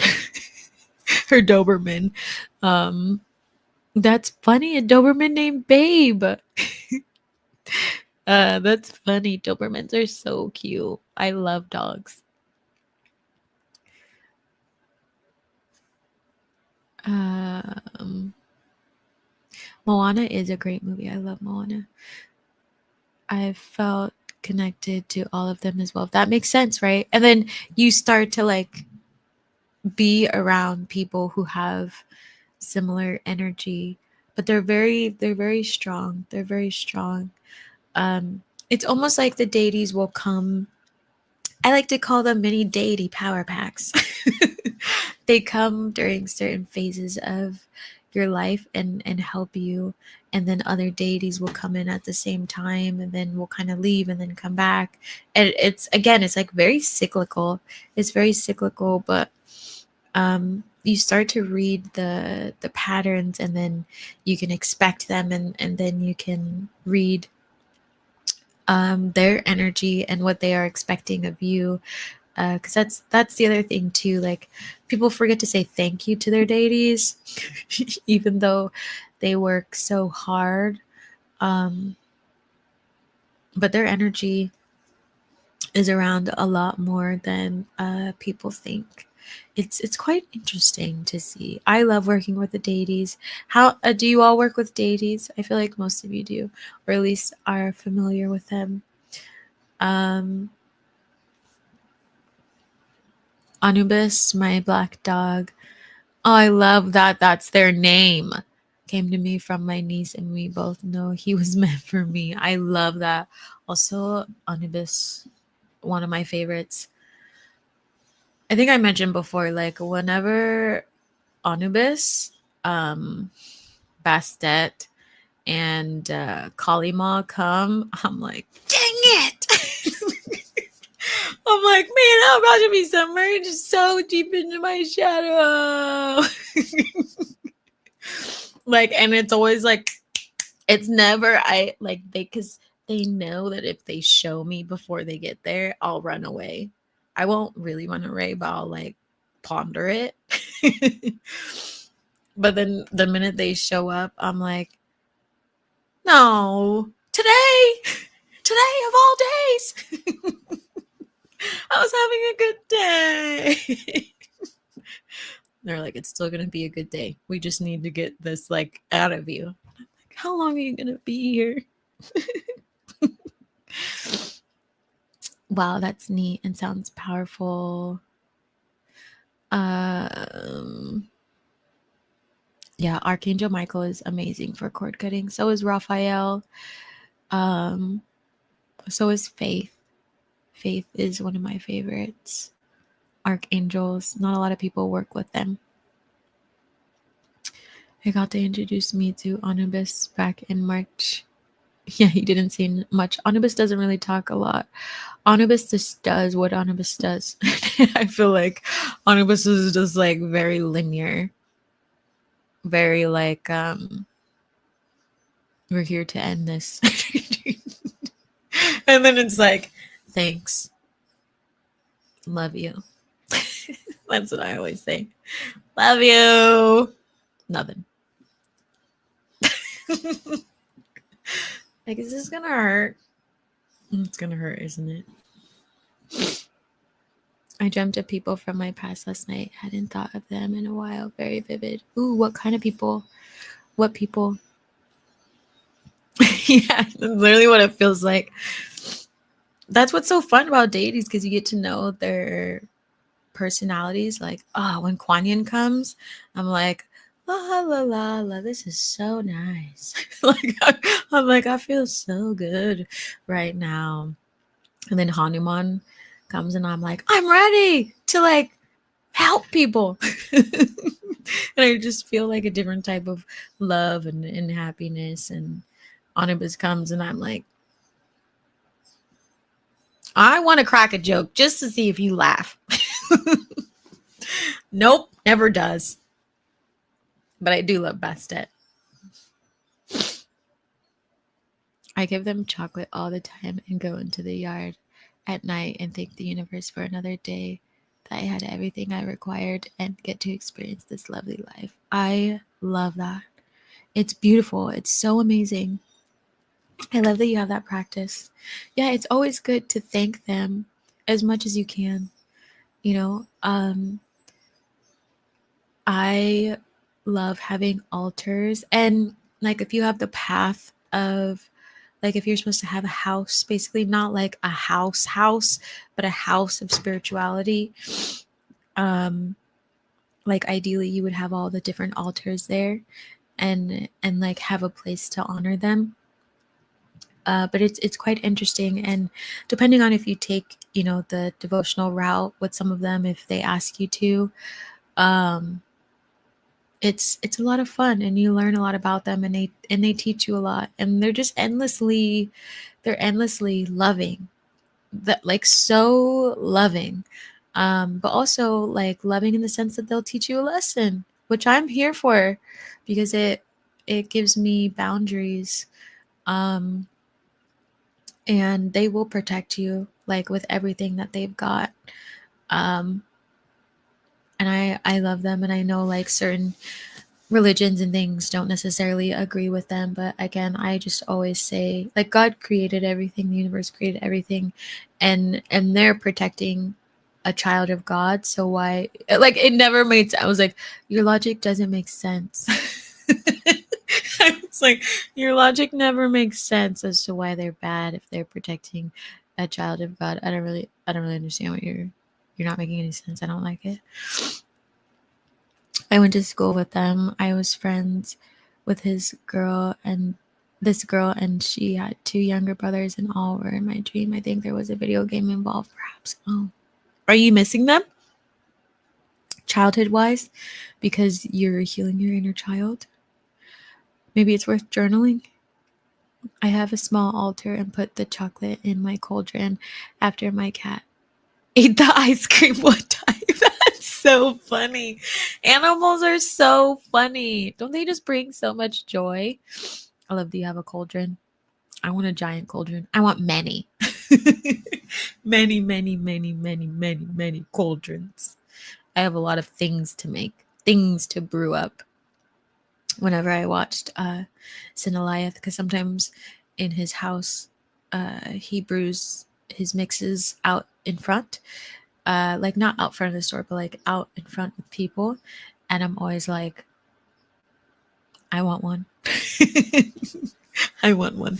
And he's like, how can I help you, Z? I'm like, I'm in trouble. It's always so funny.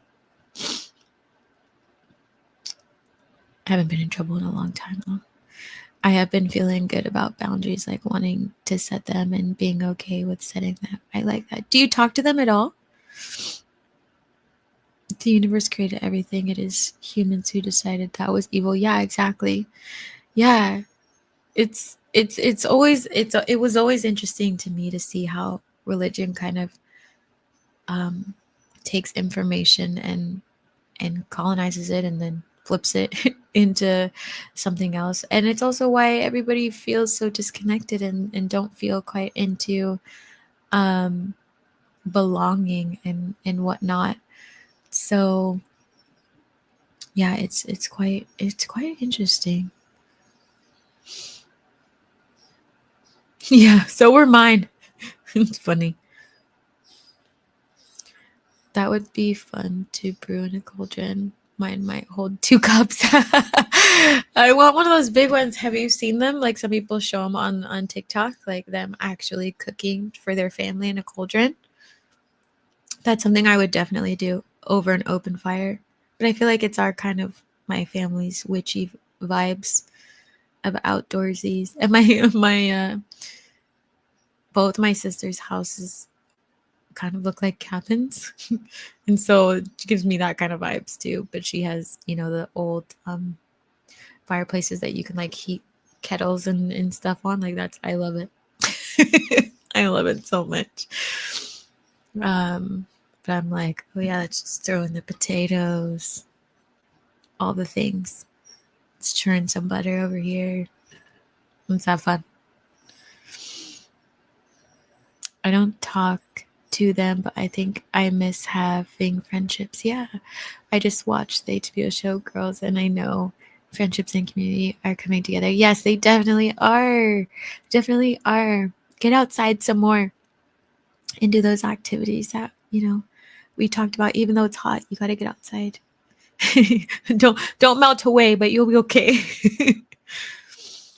No, I haven't. I'm going to have to find one of those. Yeah, they're so much fun. They're so much fun to watch. I feel like they really start to come out towards like fall or ow. Is it autumn?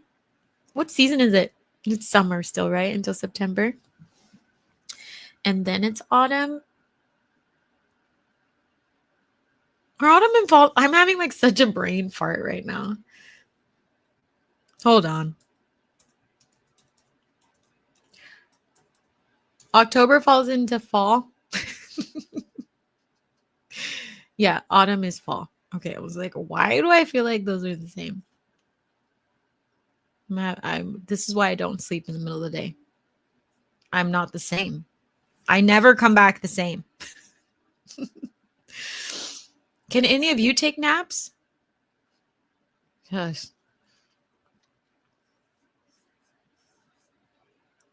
That is correct. Okay, good. Yeah, they usually come out around that time, which like I freaking love autumn. Like autumn through winter. Like even right now, when the day gets a little cloudy, I'm like, I feel like I like spring out of bed. And I'm like, ooh, and start floating across the floor like a little witch. Like my energy just changes. It just changes. I have so much fun. But I mean, I love sunshine and I love all, but I'm also like I love warm things and I love solid cement cups.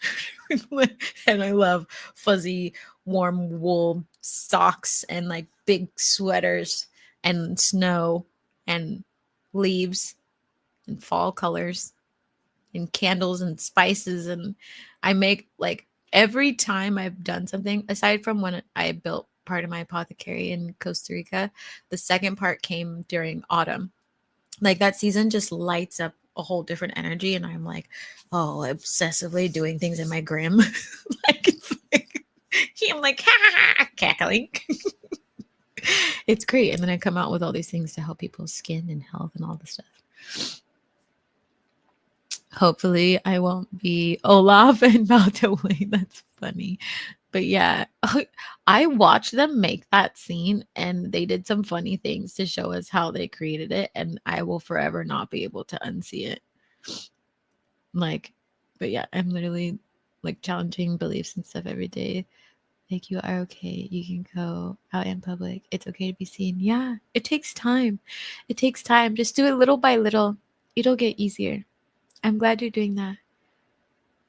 Summer than hoodie weather. Yeah. I tried one year because I was like, Paulo is going to wear the same sweater as me, even though she's a fucking husky. Like, she doesn't know. Anytime I see long haired dogs with clothes on, I'm like, what in the are you doing? Right. But I was like, I'm going to be one of those people this year. And we had matching hoodies. It's not on my Instagram anymore because the siphoning, I have delete all those videos. But there was one where we were at the Grand Canyon and it was snowing and stuff. And it was so cute because she had her little sweater on and it was like over her head. And I was like, you're so precious. And she's like, no, she's fine. Huskies fur self-regulates in heat as well. It was great. I like fall because it's my birthday. Ooh, when's your birthday? When's everybody's birthday? And Halloween. I do love Halloween. I love Dia de los Muertos. Like, it's like my favorite time of the year. A lot. I'm like, y'all want to see an ofrenda? So much fun. I like spring temps. Oh, just always no fluctuations and it would be perfect. Yeah, I love spring too, but there's something about fall and winter that it's almost like my body becomes stronger. I don't know what it is. Summer, it's like I love summer, but then I'm also like I feel like a dried sponge. I don't know. I don't know. I've been thinking I want to have my own witchy apothecary and lots of other magical ideas. You should do it. I love apothecaries. I want 50 million. That's a lot, but you know what I mean. I like the smells of autumn since a kid. Yeah, me too. I just like, I don't know what it is. I'm just addicted to it. Like, I'm a happier person. I make better content. Like, I just wake the fuck up. I don't know, like my body just wakes up when people go into hibernation. there's like there's like the summer folks who are like summer, and then there's autumn winter folks who are like, yes, that's me. I'm like, let's go sit by the fire. Let's go read a book by the fire. Let's lay down on this carpet and fall asleep. I also have fond memories of being younger, and whenever there was a fire, I would literally fall asleep in front of it, and I would wake up because I loved hot dogs, and my mom would have a hot dog for me. And I loved it so much because I would be so tired after school, but I'd already done my homework by then, so I would just fall asleep, like literally face down next to the fireplace. It was almost like it was charging me or something. I'd wake up and be like, oh, hot dogs, yes. And then face down. I'm not built for that kind of school. Too many people. Hi, Angela. Autumn is the best. You still get heat, but you also get sweater weather and amazing colors. Exactly. And then winter comes, I'm still for it. Like, people are like, I don't want to go, it's raining. I'm out there like splash, splash, splash, splash. And even in tropical places, you know, where it rains a lot, I love it. I love it so much. Like, I also just love the divine feminine because I feel like when tropical places rain, the divine feminine also loves it. Like, having a very fond memory of dancing in the rain with my femme sisters in the middle of a jungle, like half naked. Highlight of my life. Ooh, October 26th. Ooh. So, are you a Libra? I'm bad with the dates. I'm not the type to memorize things. Are you? No. When does Libra end?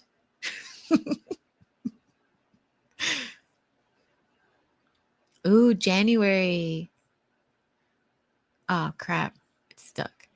January. Cool. Z, guess Stewart's sister's birthdays. Oh, gosh. No way. I can barely remember your astrology sign. I'm still convinced one of you is a Scorpio and the other one's a Taurus or Virgo.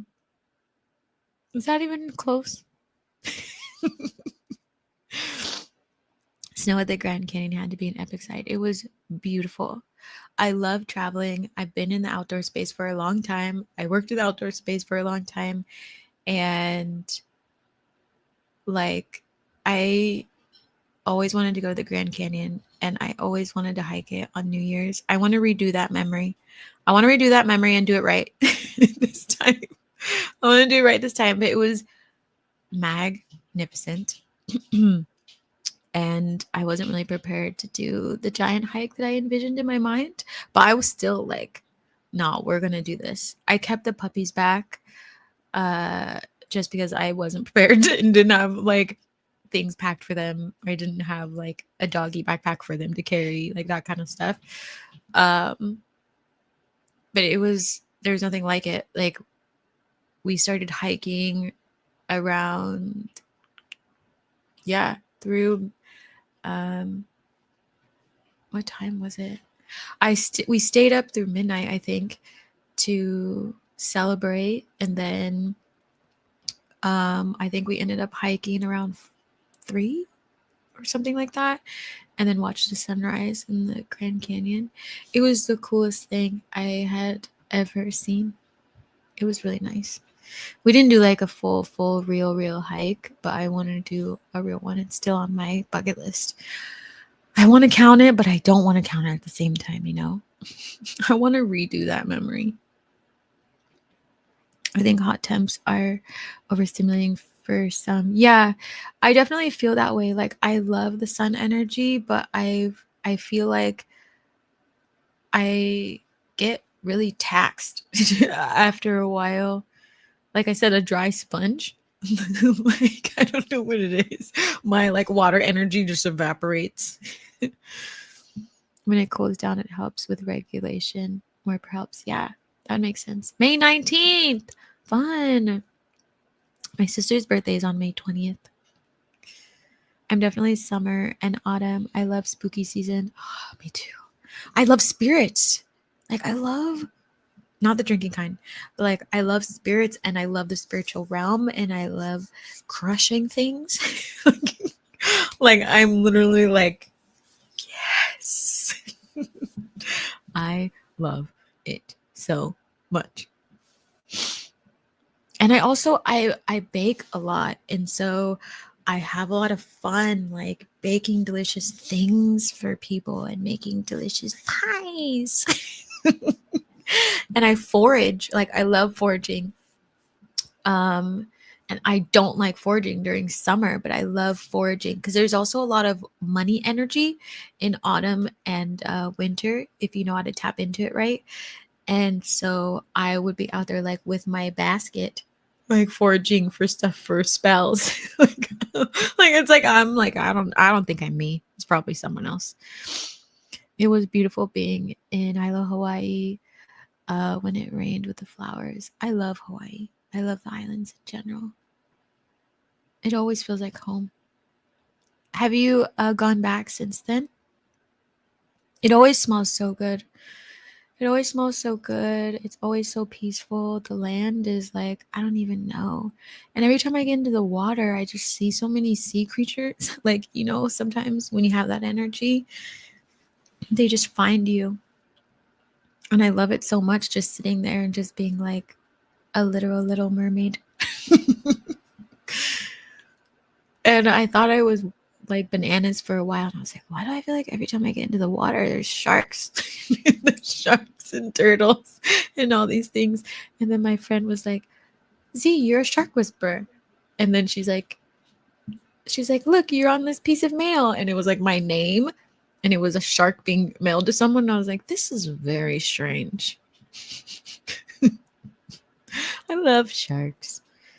I'm Scorpio. Scorpio. I love it. I am friends with a lot of Scorpios. October 20th is end of Libra. I was kind of close. I was born 2 weeks early. Oh, interesting. I was a C-section. I was going to be Sagittarius, I think.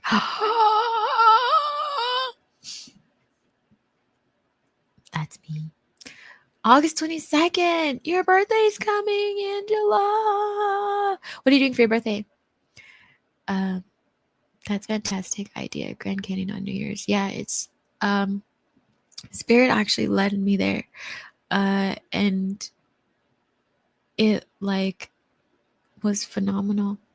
I didn't know I was going there until I saw this movie and they did it. And it was like something in me went ping.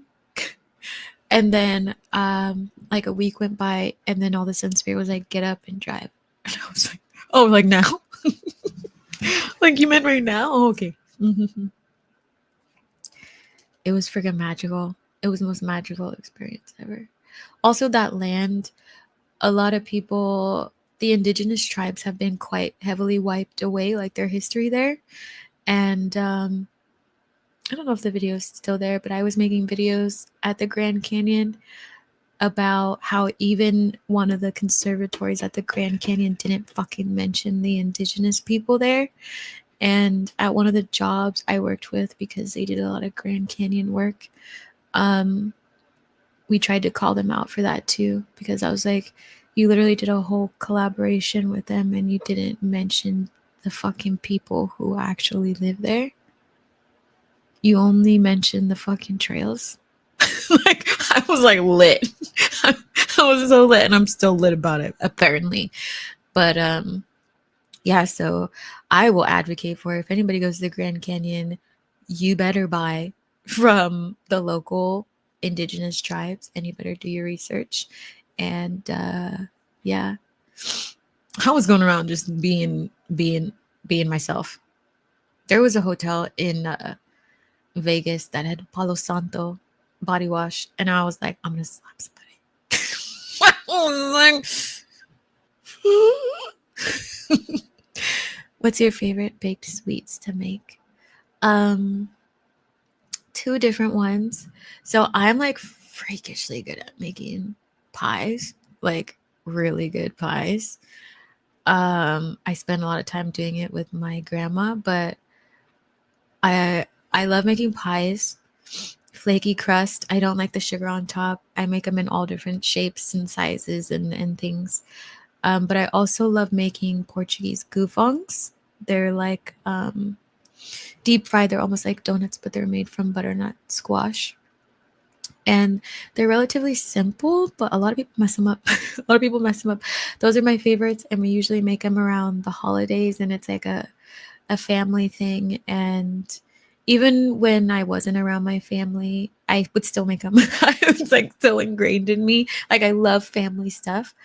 And so I would be in my apartment, like doing all my rolling and all the stuff, frying them and making them and then sealing them up in all these like decorative cloths and stuff. And then I went around and like delivered them to people's porches.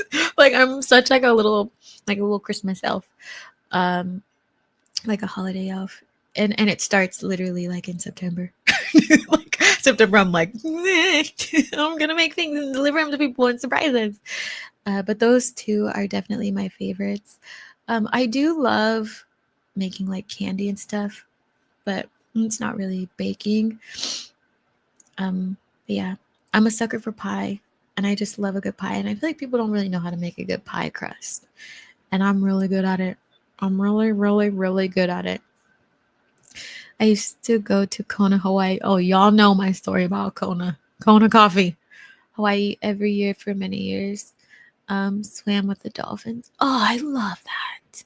It's super special. It feels like home for me too. Oh, no wonder we're here. No wonder we know each other. Yeah, Hawaii is beautiful. It's very beautiful, peaceful. Um, I used to be a hula dancer, and I also did Tahitian and Polynesian dancing. It's so ancestral. It's so ancestral. And I honestly feel like I would never, like, even when I think about all the different styles I've learned, I've never been able to forget that dance, like the different dances and the language and all that stuff. It's just, it's so powerful. Um, I wouldn't mind going back there for a while.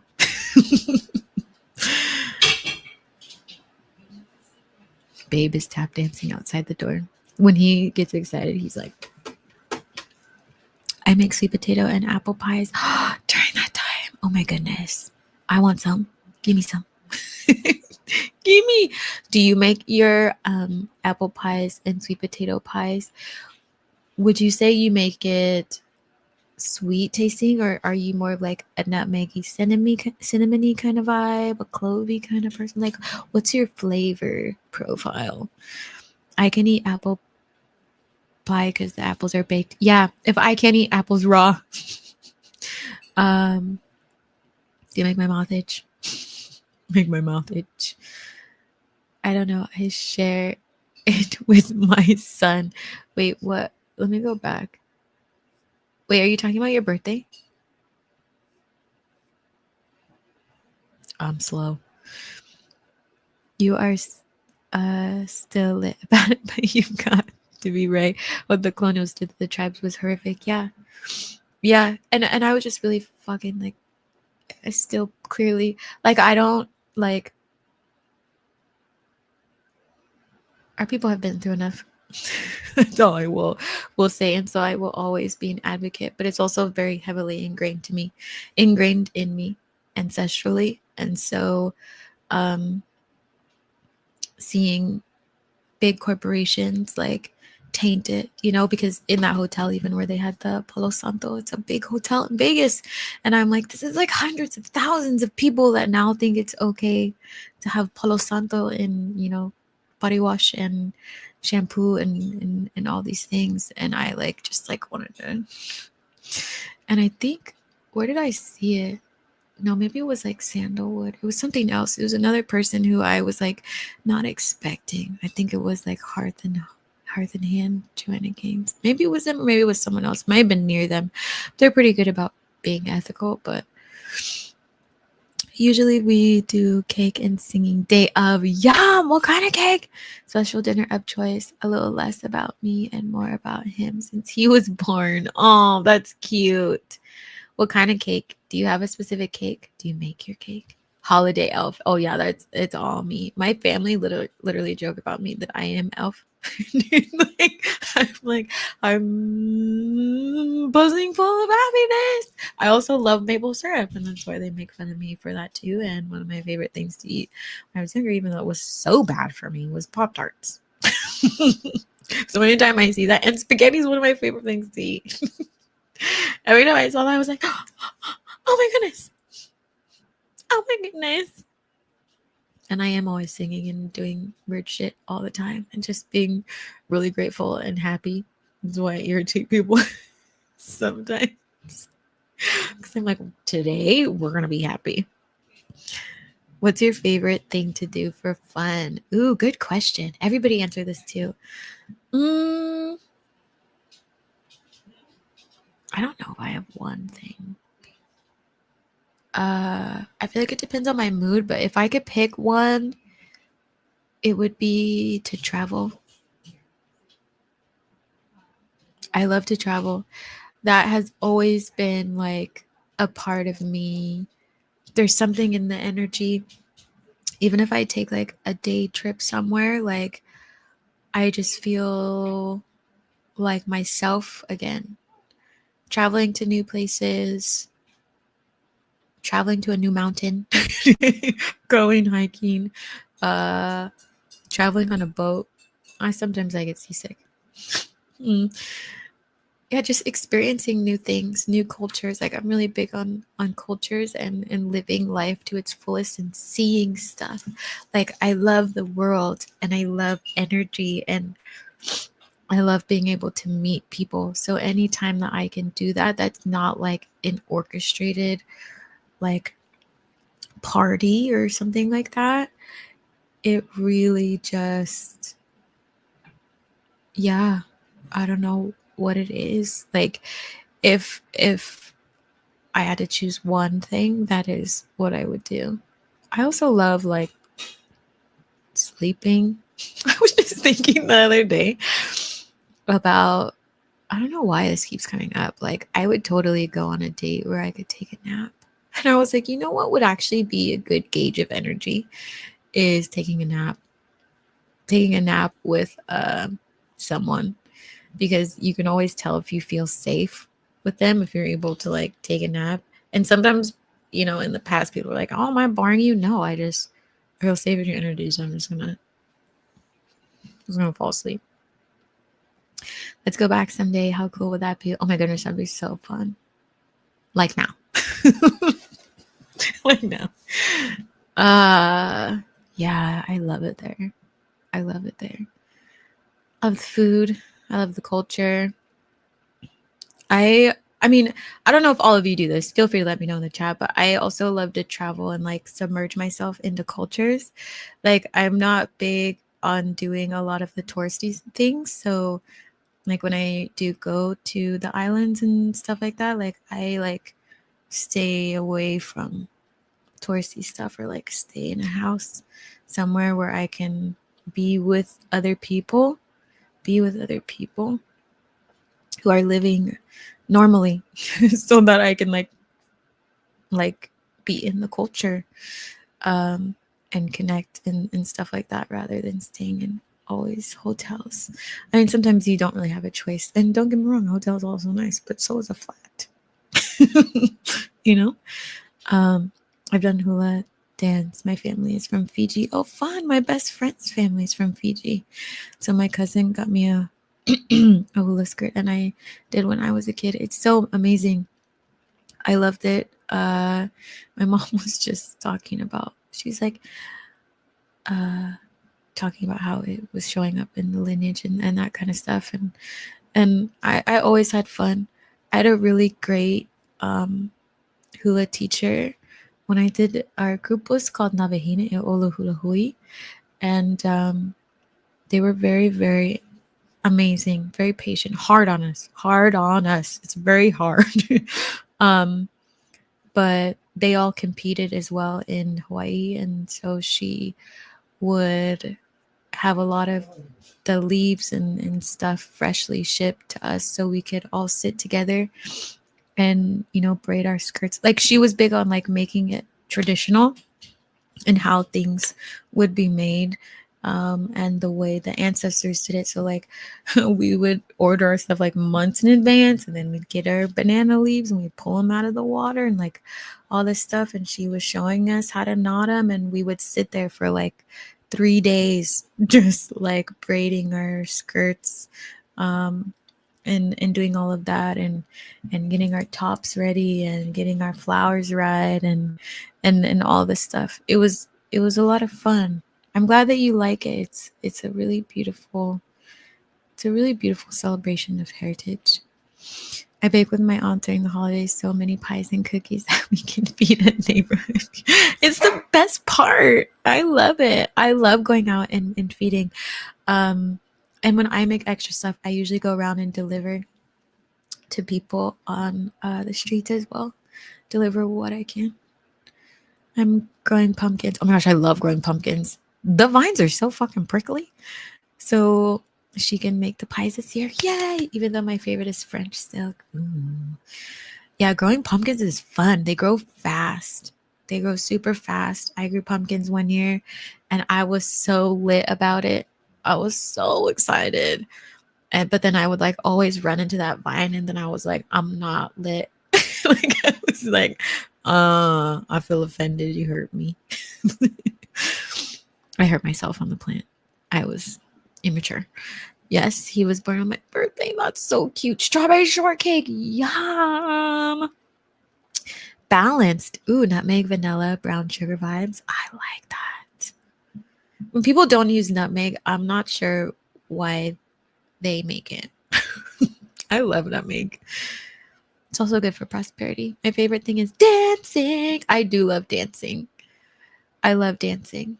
I dance every day. I love all types of dancing, and it makes my inner child just feel so full of life. Yeah, dancing is so fun. When I get back from ballet, I can't focus because I'm so happy.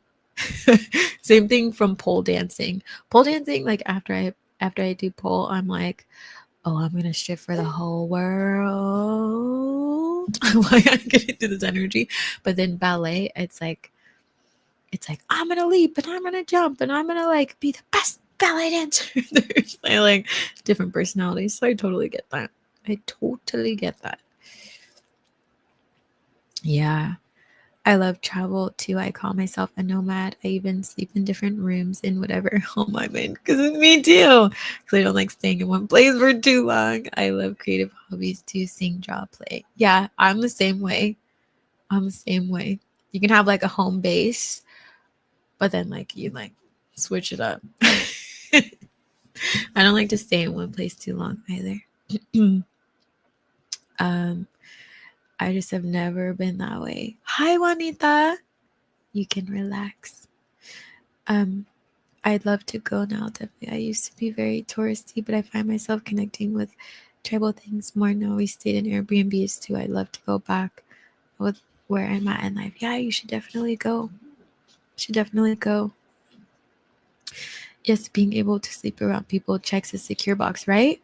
Like, even though obviously you don't just want to have your first date as a nap, but like at some point, like I think it's a good test of energy.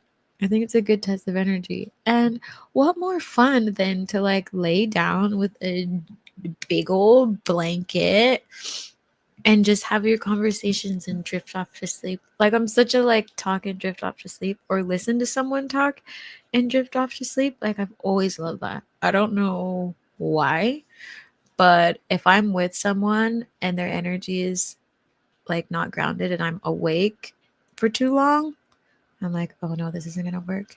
So there's always a phase, when you start dating someone. At least for myself, is anyone else like this? Like sleepy for a while, and you're adjusting to safety again? No, just me, just traumatized. Um, and even with my friends, I have a friend when he's around, like I feel really safe, and so I can like relax and I'm like, hey, I gotta go. I'm gonna fall asleep. I'm gonna fall asleep. Hard lessons make us stronger. Completely.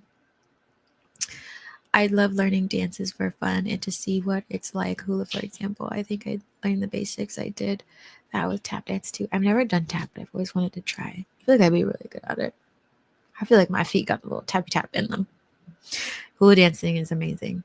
Your energy is so childlike and so cute, Albert. Yeah. D, have you met Albert? Have you met? Um, they have a very sweet energy, even on video. I can sense it, and it's so beautiful. Hi. Hello. Got a sticker this morning trying to move a vine. Yeah. I'm telling you, those vines are like so sharp. They're so sharp. I had to like I built it like, well, I put the pumpkin vine on a raised bench because I felt like I was scratching my ankles. I danced around today. I do lots of ballet moves. It's ingrained in me. Aw, I love that. Pole is so hard for me because of upper body. Yeah, it does take a lot of upper body strength. I have a very strong upper body. I love it so much. It's so fun. I just love also in pole, like the challenge of making things look graceful. And like I'm such an awkward person when I'm learning something new and it comes to dance, and I just laugh and I'm like so awkward, and I just have a lot of fun. And I like pole because you can definitely tell if you're doing something wrong, like doing the step wrong, because it's like, well, that doesn't look comfortable or sexy by any means. But it always makes me just kind of giggle, and you get comfortable with yourself. And the last time I was doing something and I just like was being super dramatic. And so I like squished my arms up. I can't do it because my headphones, and like kind of just like slid down the pole all awkward and was like all the way down. The teacher just stared there and laughed at me, and she was like, "What is happening?" And I was like, "I don't know what I'm doing right now." I don't know what I don't. She's like, "Put your legs closer. You won't slide down like that." Also, it's like a 4 count, and that was like at least 12. It's like I wanted to make sure I didn't injure myself. Hi. Oops. That's one of my dreams, to have a home base but travel all the time. Yeah, I want multiple home bases. Multiple. I want a house everywhere. I want a house. I want a house in Polynesia. I want a house in Greece, Italy, France, everywhere. Everywhere. Thailand, California, Southern California, everywhere. New Orleans. That shit's gonna be haunted. I don't think it's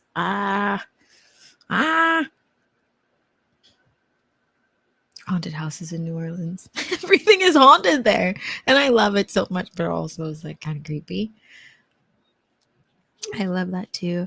I can nap around my boyfriend, but I make myself stay awake during the movies, but I totally doze off during them. Oh, I have no shame whatsoever in falling asleep. Like, there's been plenty of times where my family's like, "You're just gonna come to movies and fall asleep." I'm like, they fucking put a comfortable ass chair, not just with a recliner, but now they have the heated seats and all these things. And so, what am I supposed to do? I'm comfortable. The movie is great. I'm full on popcorn and water. And now you want me warm and cozy and expect me to stay awake? Who do you think I am? I need it safe, calm, relaxed to have a friend like that. Yeah, he's great. He's great. Anytime anybody makes me feel like anxious and weird, I'm like, no. We have fall asleep. That's funny about pole. Do you wear really high heels? I do. I wear the highest ones because I told myself, go big or go home. But I also love really big shoes. I went to one class and was insecure, but tried and didn't have the strength, but I have practiced. It would probably not be yeah, just keep going. It gets easier. You'll be sore for like a little bit. But go. Also, doing yoga helps a lot. These girls climbed up it and went down. It was no big deal. And me and my friend at the time were like, "Oh my God, what the? How did they do that?" Yeah, you get used to it. And then you also learn like how to not use just your arms a lot. Like, you use your entire body strength to be able to climb and hold on to stuff. So it definitely takes time, but you should for sure go again. It's very empowering. I'd bring a blanket to the movies and get comfy and want a nap too. Yeah. See? When was the last time you all went to the movies? When was the last time you went? When people whisper around me, I wake up, but if you're loud, I don't wake up. That's funny. I wonder why.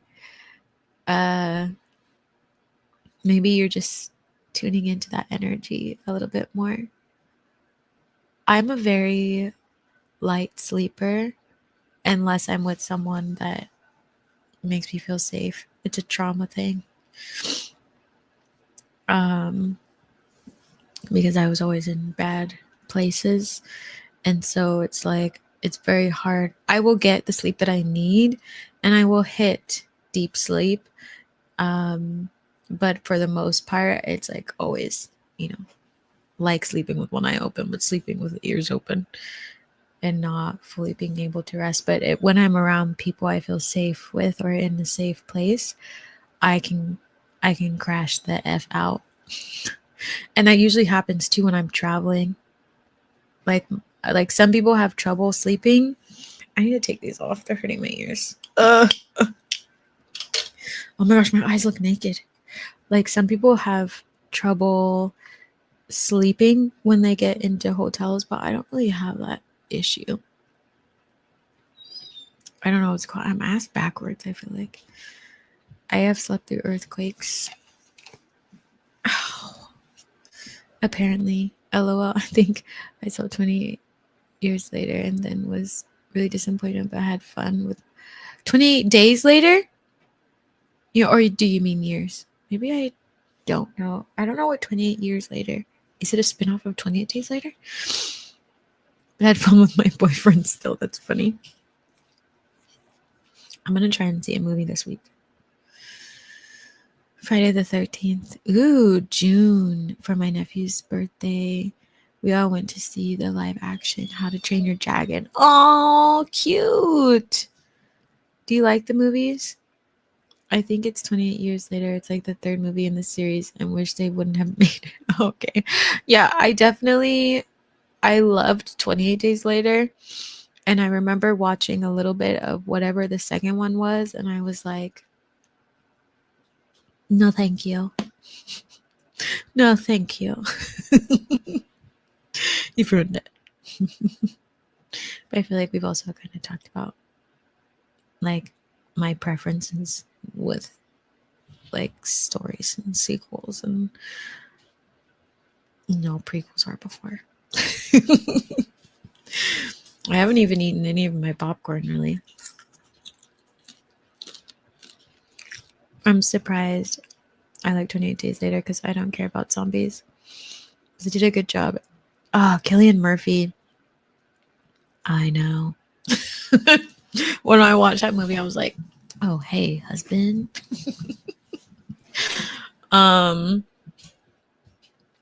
Yeah, I like that zombie movie. I don't always love zombie movies, but I do like that one. I feel like Cillian Murphy hasn't been in a lot. Let me look. Also, oh, he has. Oh, yeah, I forgot about Peaky Blinders. He was doing that for a while. I didn't fully watch that. He gets some good roles, like big ones. Where is my mouse? There we go. I love movies. I'm about to show how old I am. I worked at Blockbuster. Hey, I used to go into Blockbuster all the time. Rent movies. I loved going in there, especially during the summer when it was hot. My favorite part was going around and opening the containers because I was like, I don't want to ever leave the store, not just because I want to touch all the movies, which I did want to do. And some of them had games in them, like game systems. And some of them were also playing movies. And so I would hang out in there and then I would go mess with the Pez things and F that up. I should have been watched, but I was sitting there like, ooh, like opening a bunch of stuff. Even though, nothing in there. Sometimes there was stuff in there, not always. I love that you worked at Blockbuster. I liked Blockbuster. I was sad when it left. And I loved, getting your movie thing and then putting it into a little bag. I'll be like, oh my God. See, I'm so clumsy. I'm like swinging my bag around. This is why I don't do things sometimes as a joke. Because I literally break shit. But I would be swinging the bag around in the parking lot, knowing myself would probably go flying. I always said the same thing about having those houses everywhere too. See, where would you have them, King Grizzly? I used to go to Blockbuster all the time. I do because I can't just find movies on streaming services. Yeah, I get bored of streaming services. I don't really watch TV anymore. I really don't because I don't like the feeling.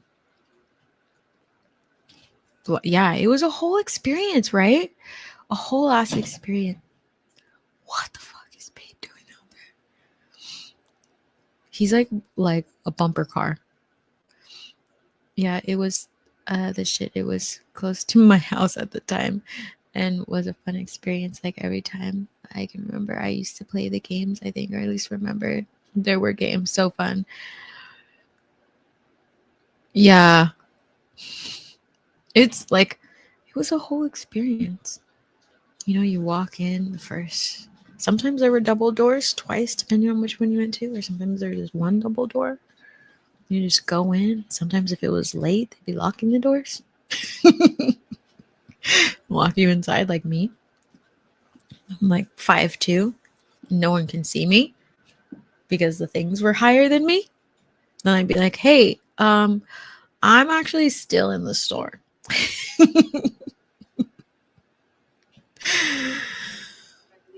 Still haven't picked out my movie. Yeah, clumsy. Oh, wait, it's not just. Alien Romulus was the time I went last year in September. Ooh, fun. Fun. Maybe for Z School for the Gifted for the meetup, we also have a movie night. I think it would be fun. We might see Alien Prometheus. Ooh. Is that the newest one coming out? I don't know. I was actually really wanting to see a movie. I'm gonna look. Oh, fuck. I didn't text my friend back.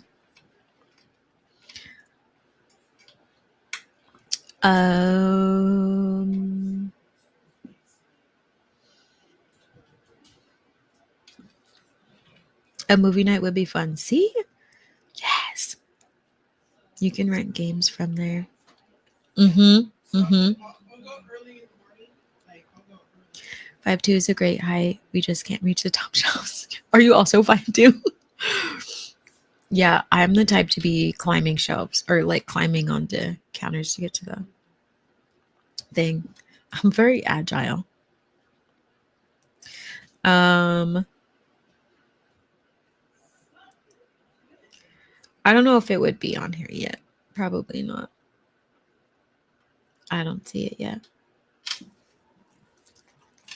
I think it would be so cool. How tall are all of you? I want to know. I know at this point I'm asking random questions, but I just want to know.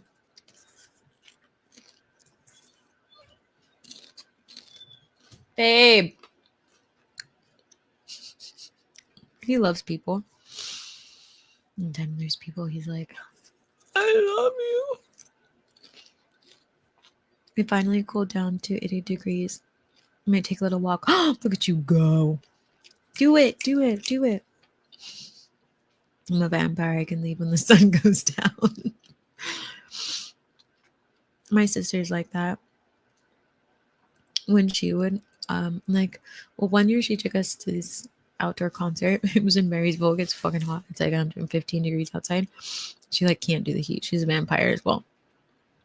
And she spent like the whole festival sleeping under a tree at like the top part. And like I would just like go and like peek from afar and see if she's still there. And I was like, you're doing a great job at watching us. And then the minute the sun went down, it was like an hour before the festival closed. She was like, hey, what's up? This place is cool. And I was like, you literally missed hours. Hours. She's like, so glad to see you alive. If I told mom. Yep, I use this stuff in the aisles to knock things down. Sometimes I have my moments. Sometimes I definitely have my moments. But mostly when I'm tired. Like I knock stuff down and I trip and I do all that stuff because I'm tired. Like if I'm not tired, I'm like freakishly accurate and all the things. But I always know like if I'm dropping stuff, spilling things, I need to go to bed. Like I immediately like stop doing everything and I just lay down. Ooh, 5'7".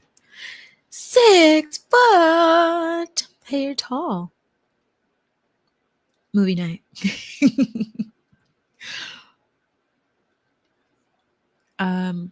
Yeah, M5 too. I actually really like it because I feel like, I'm not gonna lie, I feel like I really like my height when I put on my pole dancing shoes. I'm not like overly tall. Pocket sized. Do any of you eat popcorn? I'm gonna stay on for like 10 more minutes and I should go. I just almost swallowed that whole piece of popcorn. That would have been sad. You can all watch me choke. Mm.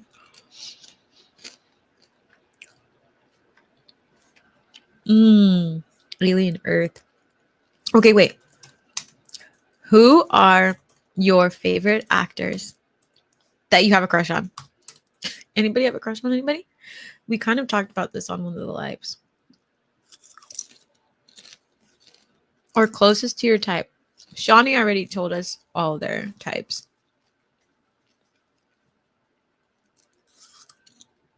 I have told mine too before, so I want to know all of yours.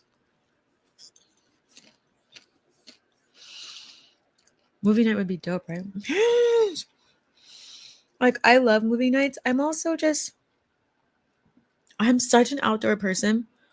Like, I'm the type to go out camping with, like, I always had in a very cute little lunchbox that had a unicorn on it. My travel, it was like this big. It was a travel projector, but it was so powerful because I was like, I don't like carrying bags. I need something small, but I need it to be the best out there. And I got like this travel projector that I could connect to my phone and project anything I wanted. And I would watch movies in the forest. And I had these speakers that were really loud too that went with them. But then I didn't turn them up too loud because I was like, nah, there's going to be like Jason or someone who's going to come running up and trying to kill me and I won't hear them. But like if we did an outdoor one, also in a lot of the, like the hometown that I'm in at the moment, autumn and winter are really big here. Like there's a lot of festivals, there's a lot of things to do. It's very family oriented.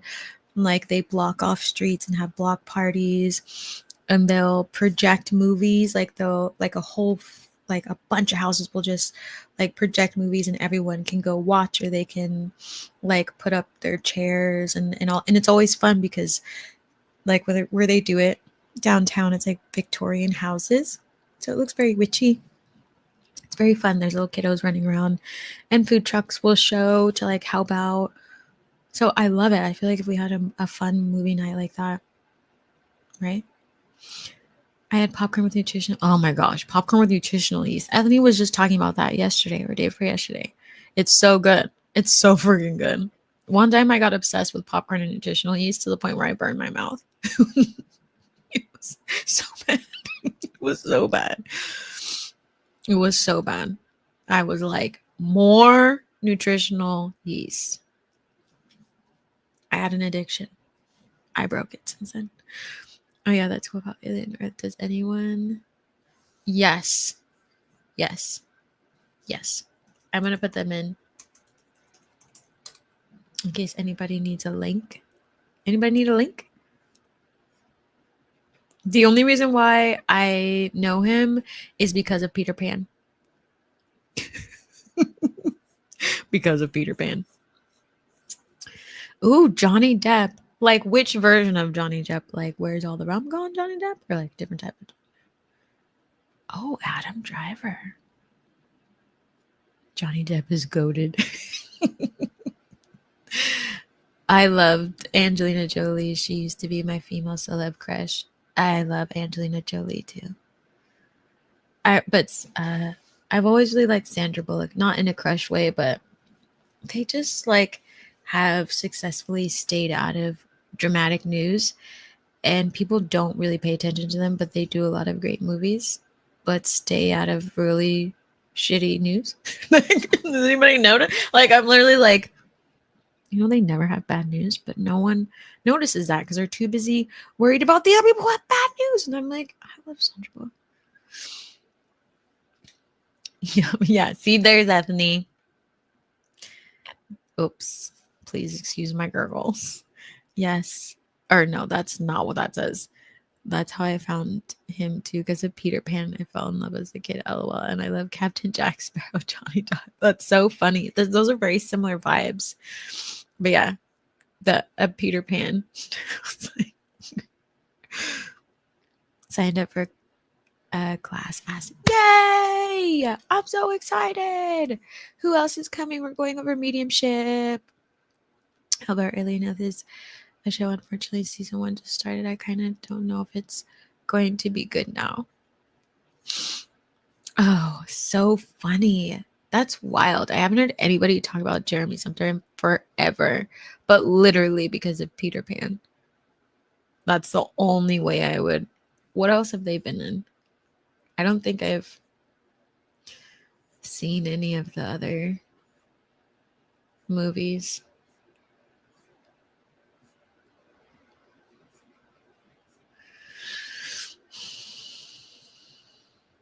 Nope. Nope. Haven't seen any of those. I went through them all. I didn't go through them all, but at least the ones that I could see. Oh, Hugh Jackman. King, king, king. I'm doing this, but I don't have the Wolverine. You know what I mean? Ow. Yes. Wolverine. That's a good choice. I think Angelina Jolie directed Unbroken, and I hope it's all right because I hear some of the Alien movies are meh. He was in Frailty. Let me see. I don't think that one came up. Oh, wait, there it is. Oh. Yes, you are right. You are right. What else? No one else said they have any sort of, you don't have to be a crush. What about celebrity or person in a movie that you really appreciate? I will forever appreciate Leonardo DiCaprio for being the underdog. Forever. I think I've shared that before. Like anytime I doubt myself, I'm like, don't doubt yourself. Leonardo DiCaprio is great. They're so underrated and they're so amazing. That's how I hype myself up. It's a good movie. I don't think I watched the whole thing. I really don't think I did. I just thought this weekend my boyfriend shows me movies from 80s and 90s I missed out on because I was a kid in the 90s. I love it. That's so sweet of them. You should have a million movie nights. I love movie nights. I love sharing in movies. Like when two people come together or a group of people come together and it's just a whole bunch of movies. There was one time my friend and I, we used to play Kingdom Hearts together all the time, and we decided to have a scary movie night. And we're like, we're gonna fucking face our fears. We're just gonna watch all the fucking scary movies back to back, and we're just gonna like de-traumatize ourselves. And we watched them, and the first one got us. Like the first one was like, okay, we're sleeping holding hands. we're sleeping holding hands, and we're gonna sleep with the lights on. Or is it creepy because then you see shadows? I don't know what. Like we were having all these conversations, and then by the time we got to like the second movie, my mom came home and she was like, what in Lord's name are you watching over there? It's like 2 a.m. You know you shouldn't be watching these. You two are gonna be up forever. You're so scared of everything and all this stuff. We're like, we're gonna face our fears. And she was like, all right, you know how parents say, don't come crying to me when blah blah blah blah blah. And then we would be like sitting there like all scared, and she'd be peeking through the little curtain, and she was like, "Ooh, no!" I was like, "You're not supposed to be watching this." He goes from Wolverine to The Greatest Showman. I love both those. I love The Greatest Showman. That's songs from The Greatest Showman have been following me around for like years. but also I appreciate it because I love all the songs. I was just telling my friends this. They do not go away. The Greatest Showman, it doesn't fucking go away. My guides keep sending it to me and I hear the songs all the time.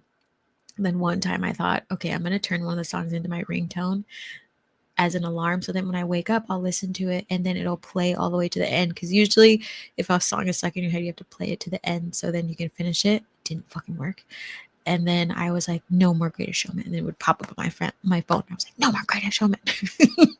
No more. And then I fucking went to ballet and the person in front of me, who, might I say, tried to compete with me at ballet and has no idea how fierce I get with competition with myself. So imagine being in competition with somebody else.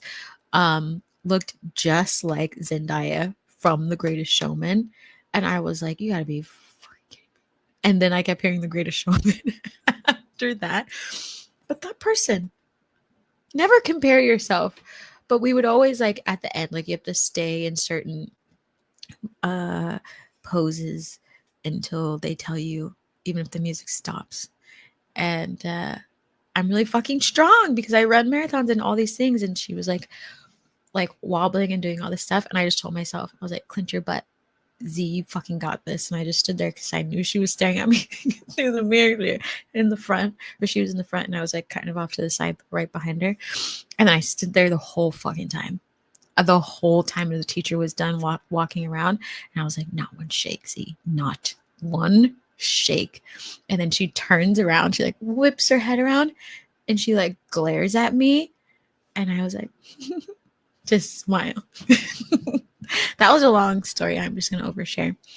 I dated a woman 4'11" to 5. Oh, I dated women 4'11" to 5'10" personally. The brains is key. 5'7" has always been ideal for quickies. It's really funny, but that makes sense.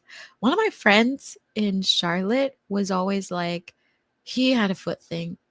But he would always like, he would look at my feet and he would be like, what size your feet? And I was like, I don't want to know anything that comes out of your fucking mouth next. I don't want to know. And he's like, what are you, like 7, 6.5? And I was like, I hate that you're this creepy and one foot is a 7 and the one is closer to 6.5, a little bit bigger. Yes, I don't want to talk to you anymore. Then he was like, you know, it's great for when you like want to hold their feet because it's like the perfect size in your palm. And I was like, why the are you telling? No, I'm out of here. And I just like left. And he's like, I'm not hitting on you. I just noticed your feet. And I'm like, you're the creepiest man I've ever met. I love Kingdom Hearts. I'm glad you played it. My BF is showing me scary movies. Puppet Master isn't too scary though. It's cheesy to me. Yeah, I stopped watching scary movies for a little bit because of my trauma. Like after I lost a lot of people and then being in the spiritual realm, it was like way too traumatizing because I was like, oh, this is triggering visions. 5'7" is like middle IG. Some peeps think I'm really tall, but I am like, eh. That's funny. Johnny Depp, anything. Tim Burton. Yes, Tim Burton. I love Tim Burton. Have you been a perfectionist? Also, doing ballet has turned up my perfectionist tendencies, but I've been healing that too. Like I can relax. I don't have to be perfect. Yeah, in the past, I definitely had like perfectionism was something because I grew up in a household that liked to withhold love unless you met their standards. And so I learned to be a perfectionist so that I could earn love, like, because that's what I always had to do growing up. But when I noticed that cycle, I released it, which is why I like am not ashamed really to tell people about my life or when I fuck something up or anything like that. But ballet doesn't bring that out in me. When I go to ballet, it really feels like it just feels like fun, like because I'm learning and it's so detailed and I'm a detailed person. So I have a lot of appreciation for movement since I'm also a choreographer and like seeing how a different style it is. Um, and and just seeing how my body can move. But I like, I don't know. I think if I maybe it would bring out that part of me if I like really had an audition, but I don't really feel the letdown as much as I used to. Like if I don't win something or get something, so it hasn't really surfaced as much, but I definitely have had perfectionist tendencies in the past. Um yeah, like you can relax and just have fun. Like I always am having fun in ballet, but there's a lot of people in there who are very competitive. And so, and I also realized that, which is like true for me and many people, I'm sure like many of you know, when you're happy and bubbly, people underestimate your intelligence or like your understanding. And so um some of them who are more perfectionistic assumed that I didn't know about ballet, but I've done ballet before.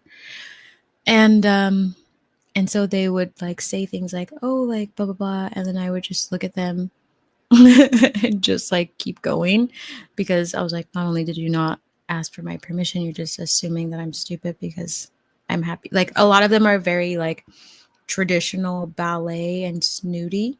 Like they have very serious faces because sometimes you have to have that face, and they like they get really clicky, um, instead of just doing the dance, instead of just focusing on themselves. Uh, I feel like that is what the perfectionist tendencies kind of look like. And so it was just, it's a very interesting space, ballet. Yes, that's been my goal this year, is to relax more and have fun and play more in general. I was really serious child, like never smiled in ballet or whatever, and didn't smile a lot in general, actually. Oh, wow. Yeah, it's, things that we just kind of pick up. I miss dance classes. I recently found out the dance studio in town has adult classes. Fun. Are you going to go? That's neat. Yeah. Jinx. Yeah, do you think you'll go to the classes? Oh, I really need to go. I'm like way over time.